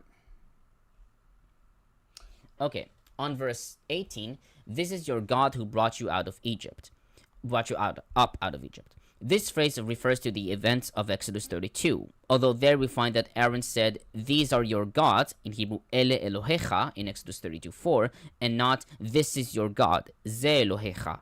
Thus, Septuagint reads, these are the gods. Fried notes that many ink has been many ink. She used many ink, I believe. Yeah, it should be much ink. Yeah, that much ink has been spelled trying to explain the plural gods of Exodus, where there is only one kaf. She writes that the verse corrects that and may be the original text. Contra Japhet, who argued that the events in the prayer follow the order of events in the Torah, Fried argues that the events are out of order. In Exodus, Moses was up on the mountain to receive the Decalogue whilst they built the golden calf. But in Nehemiah, the two events are separated by incidents that happened in the Torah after the events in Sinai, the manna from heaven, the water from the rock, etc. She writes, quote, either the author of Nehemiah is working only from memory, or he has a theological or literary purpose for changing the order of events in Exodus, or the text that he is working from is not the text of Exodus that we have. A more likely possibility is that these stories now in the Pentateuch once originally existed separately and were combined differently by different authors. Yes, that does make sense. On verse 20, Harrington comments, quote, God also gave insight to the Israelites by means of his spirit. The prayer may be referencing the bestowal of the Spirit on Moses. The bestowal of the Spirit on Moses and the 70 elders alongside of him, as we see in Nehemiah 11:16-25. In En, nevertheless, the process of gaining insight, in Hebrew lehaskil, literally to ponder or give thought to, also describes the activity of studying the Torah in Nehemiah 8:13. The nominative form of the same root, sechel, is applied to sherebia, an intelligent man, in Hebrew ish sechel, in Ezra 8:18, who accompanied Ezra from Babylon with other learned men, in Ezra 8:16. God also warns and admonishes via his Spirit, in verse 30. Throughout Second Temple Judaism, the Spirit is regarded as the agent of divine revelation, spiritual insight, and prophecy. This attitude is prevalent in the New Testament as well, John 16:13, 1 Corinthians 2:10, and 2 Peter 1:21. Tomer, are you Yeah? talking about the New Testament? Harrington talks about the New Testament, not me. Okay. Mm-hmm. Atheist Carpenter says, obviously it means don't listen to the prophets that disagree with me right now. When I change my mind about this stuff, then I'll tell you you can listen to them. Sounds about right. Oh, that's always very convenient. Well, the more prophets you keep on the roster, the more diverse opinions you can pull up as you need them to always be right. This is the way. Okay, on 24, Becking comments, quote, contrary to the traditions in the books of Joshua and Judges, the entering was laborious and no occupied territories remained in the promised land. Nehemiah 9 places the ideal of an unambiguous, simple, and comprehensive conquest of the land of Canaan. Remarkable are two things. Firstly, the use of the verb kana in hif'il, to humiliate. This verb is undoubtedly intended as a pun on the geographical term Canaan. This verb occurs only a few times in the description of entering the promised land, as we see in Deuteronomy 9:3 and Judges 4:23. In reports of struggle, this verb has the meaning to make a laughing stock of the enemy that leads to disruption. It is then stated that the Israelites were permitted to deal with the country and the original inhabitants as they pleased. The adverbial adjunct kiltsonam, to their liking, only occurs twice elsewhere in the Hebrew Bible, Nehemiah 9:37 and Esther 9:5. The noun ratzon refers to a concept of emotional charge. The word has a broad sense of meaning: will, consent, desire, indulgence. In other words, the noun expresses that one person lets the other person do what he wants, to a more or less severe degree. In combination with the verb asa, a negative judgment is sometimes given, as we see in Daniel 8:4, 11:3, 11:16, and 36. In the context of the return from Babylon, the two cases evoke an ideology in which those returned from exile were allowed to deal with the land and its former residents at their discretion. Ooh, that always makes me sick. The phrase, just deal with the people as you see fit. Worked out okay in Castle Anthrax. This is the only good war that has ever been waged in human history, and it was a good war, very good war, went on for decades, was the Whiskey War between Canada and Denmark. We only recently came to an agreement on it and to divide a piece of land in the Arctic. Basically, we played capture the flag and left each other booze for 40 years. Best war ever. Whiskey War. Look it up. Okay. Okay, on 26, the expression throw behind as a way to express complete rejection appears in the description of Jeroboam's sins in 1 Kings 14:9, and Ezekiel's parable where he compares Jerusalem to a wanton whore in Ezekiel 23:35. Yeah. Japhet notes that in both cases, this is the ultimate expression for leaving God. But in Nehemiah, the people threw away his Torah, thus giving up the greatest gift that it received on Mount Sinai through Moses. The reference to killing Yahweh's prophets might refer to Jezebel, who killed Yahweh's prophets in favor of Baal's prophets in 1 Kings 18:4-13, 19 verses 1 and 10, and compare Gersonides, who included Jehoash and Manasseh. This trope is also apparent in the New Testament, in Matthew 5:12, 23 verses 31 and 37. Yet Fried notes that this apparent reference to Jezebel and the northern kingdom has suggested to several scholars a northern Israelite origin of this prayer, like Welch and Rendsburg. She writes, however, that it is a damning reference, hardly indicating a northern origin. She writes that it expresses the Deuteronomistic explanation for the subsequent exile. Quote, bad outcomes are only and always the result of sin, even if a specific one cannot be found. Yeah, it's always your fault, whatever you did. I didn't do it, and if I did it, it wasn't that bad, and also you deserved it.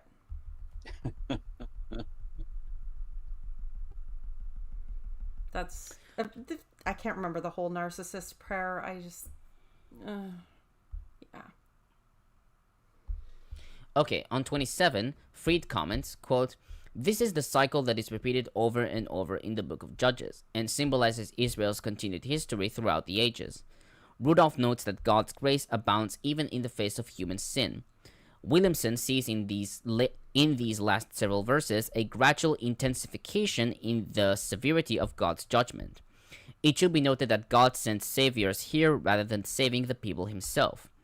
One savior who saved the people from destruction under the Babylonians was Cyrus of Persia in Isaiah 42:1.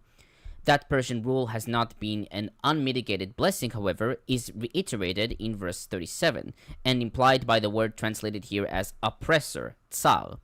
It is the word used in Ezra 4:1 and Nehemiah 4:5. It also refers to Persian officials in the satrapy of beyond the river who oppressed them. The reference here to human saviors saving, rather than to God himself saving them, is unique among biblical historical lamentations. I wonder if Tsar is the root for, like, the Russian Tsar, Tsar. I wonder if that's the root for that. It could be. It sounds like it. Right, yeah. That So was I based actually in kind of Caesar. wonder. Oh yeah, it's from Caesar. Okay. Yeah, okay. Sorry. Okay, on 32, Becking comments, quote, "In the following prayer, the final phase of the monarchic era has been included. With the unique combination of words, God is asked not to treat with disregard the misery, quote unquote, that has affected the people. The verb used, me'at, to be small, has, in the context of Nehemiah 9, the connotation of to belittle or be indifferent. God is asked not to pass by Israel's misery, just as it did not overlook the humiliation in Egypt. The word tela'ah, disaster or misery, also occurs in Exodus, when Moses told his father-in-law about the problems the Hebrews faced during the journey through the desert, as we see in Exodus 18:8 and compare Numbers 20:14. In the Book of Lamentations, after the conquest of Jerusalem, the complaint suggests that God has bothered the Israelites with trouble from all sides, as we see in Lamentations 3:5. The adverbial adjunct "since the days of the kings of Assyria" summarizes the process of the loss of independence of Israel and Judah during the past 150 years. The term "to the present day," which refers to the author's time, stands in parallel with the expression "ke hayom hazeh" in verse 10, according to Williamson.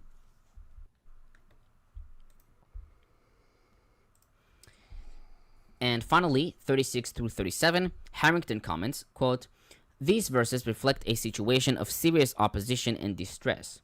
However supportive the Persian emperors were of the return of the Jews to their homeland, the fact remained that they still exercised control over their lives. Heavy taxes and tribute had to be offered to the Persians, and governors had to be obeyed. Extra-biblical records relate the enforcement of work corvées and harsh treatments by the Persian authorities. Thus, the accusation here that the Persians do as they please with the Jews and their livestock should be taken seriously. This phrase resonates with the statement above that Yahweh initially gave the pagan Canaanites to Israel to do with them as they pleased, in verse 24. Now, however, the tables have been turned, and Yahweh is depicted as working against his people instead of against their enemies. The Levites diplomatically refer to the kings whom you have set over us. This notice expresses their submission not only to Yahweh's justice, but also to any Persian authorities who might be reading this document." Fair enough. And Bede. Bede. Yeah. Okay. So, following the examples of the people of Israel, we should search out with careful scrutiny the ways we can fulfill each duty with the reproof of our heart and body. From the public reading of the book of the law at the time of Ezra and Nehemiah, a most beautiful custom has developed in the church. Namely, that through each hour of daily psalmody, a passage from Old or New Testament is recited by heart for all to hear. Beautiful. After the Feast of the Tabernacles, and after purging themselves with resolved purpose from the contagions of their wrongdoings, the people of Israel unite themselves to the divine covenant and confirm its terms by word and in writing. Yeah, that's it. Okay, well, that's less insane than 52. So we are going to be doing Nehemiah 10. on. Yes. Well, when are we doing 10? Are we doing? We're doing Thursday, right? Because Isaac asked us to do a Thursday one this week because he. Yeah, I just Yes, want to yes, make sure that what we agreed to. Yeah. Very good. 10. I will set up for that. Anybody got any closing comments? Yeah, join the Discord, my Discord. I don't know about Tomer's Discord. He doesn't have one. He's a scrub. So join my Discord. Go to just the jealous. Behold Network on YouTube. Behold! Subscribe there. Behold! Oh yeah. Also, Peter, you might have to change. Oh no, you did. You did change the YouTube link. Okay. Anyways, I'm very good at what I do, I gotta- Lawrence. change some of those other things though. Okay, we'll get it all worked out. Those are the main things. Those are the main things. Okay. Oh, pardon me. All right But then. in the meantime. Tomer? What can I do? You could say goodnight, Gracie. Good night, Gracie. Sing the entire 17-minute version of Inagata Davida. I do like how, like, in The Simpsons, they do that. Yeah. And basically, like, the long organ solo of that. Yeah, it's scene pretty plays. good. Yep. What can I do? I don't know.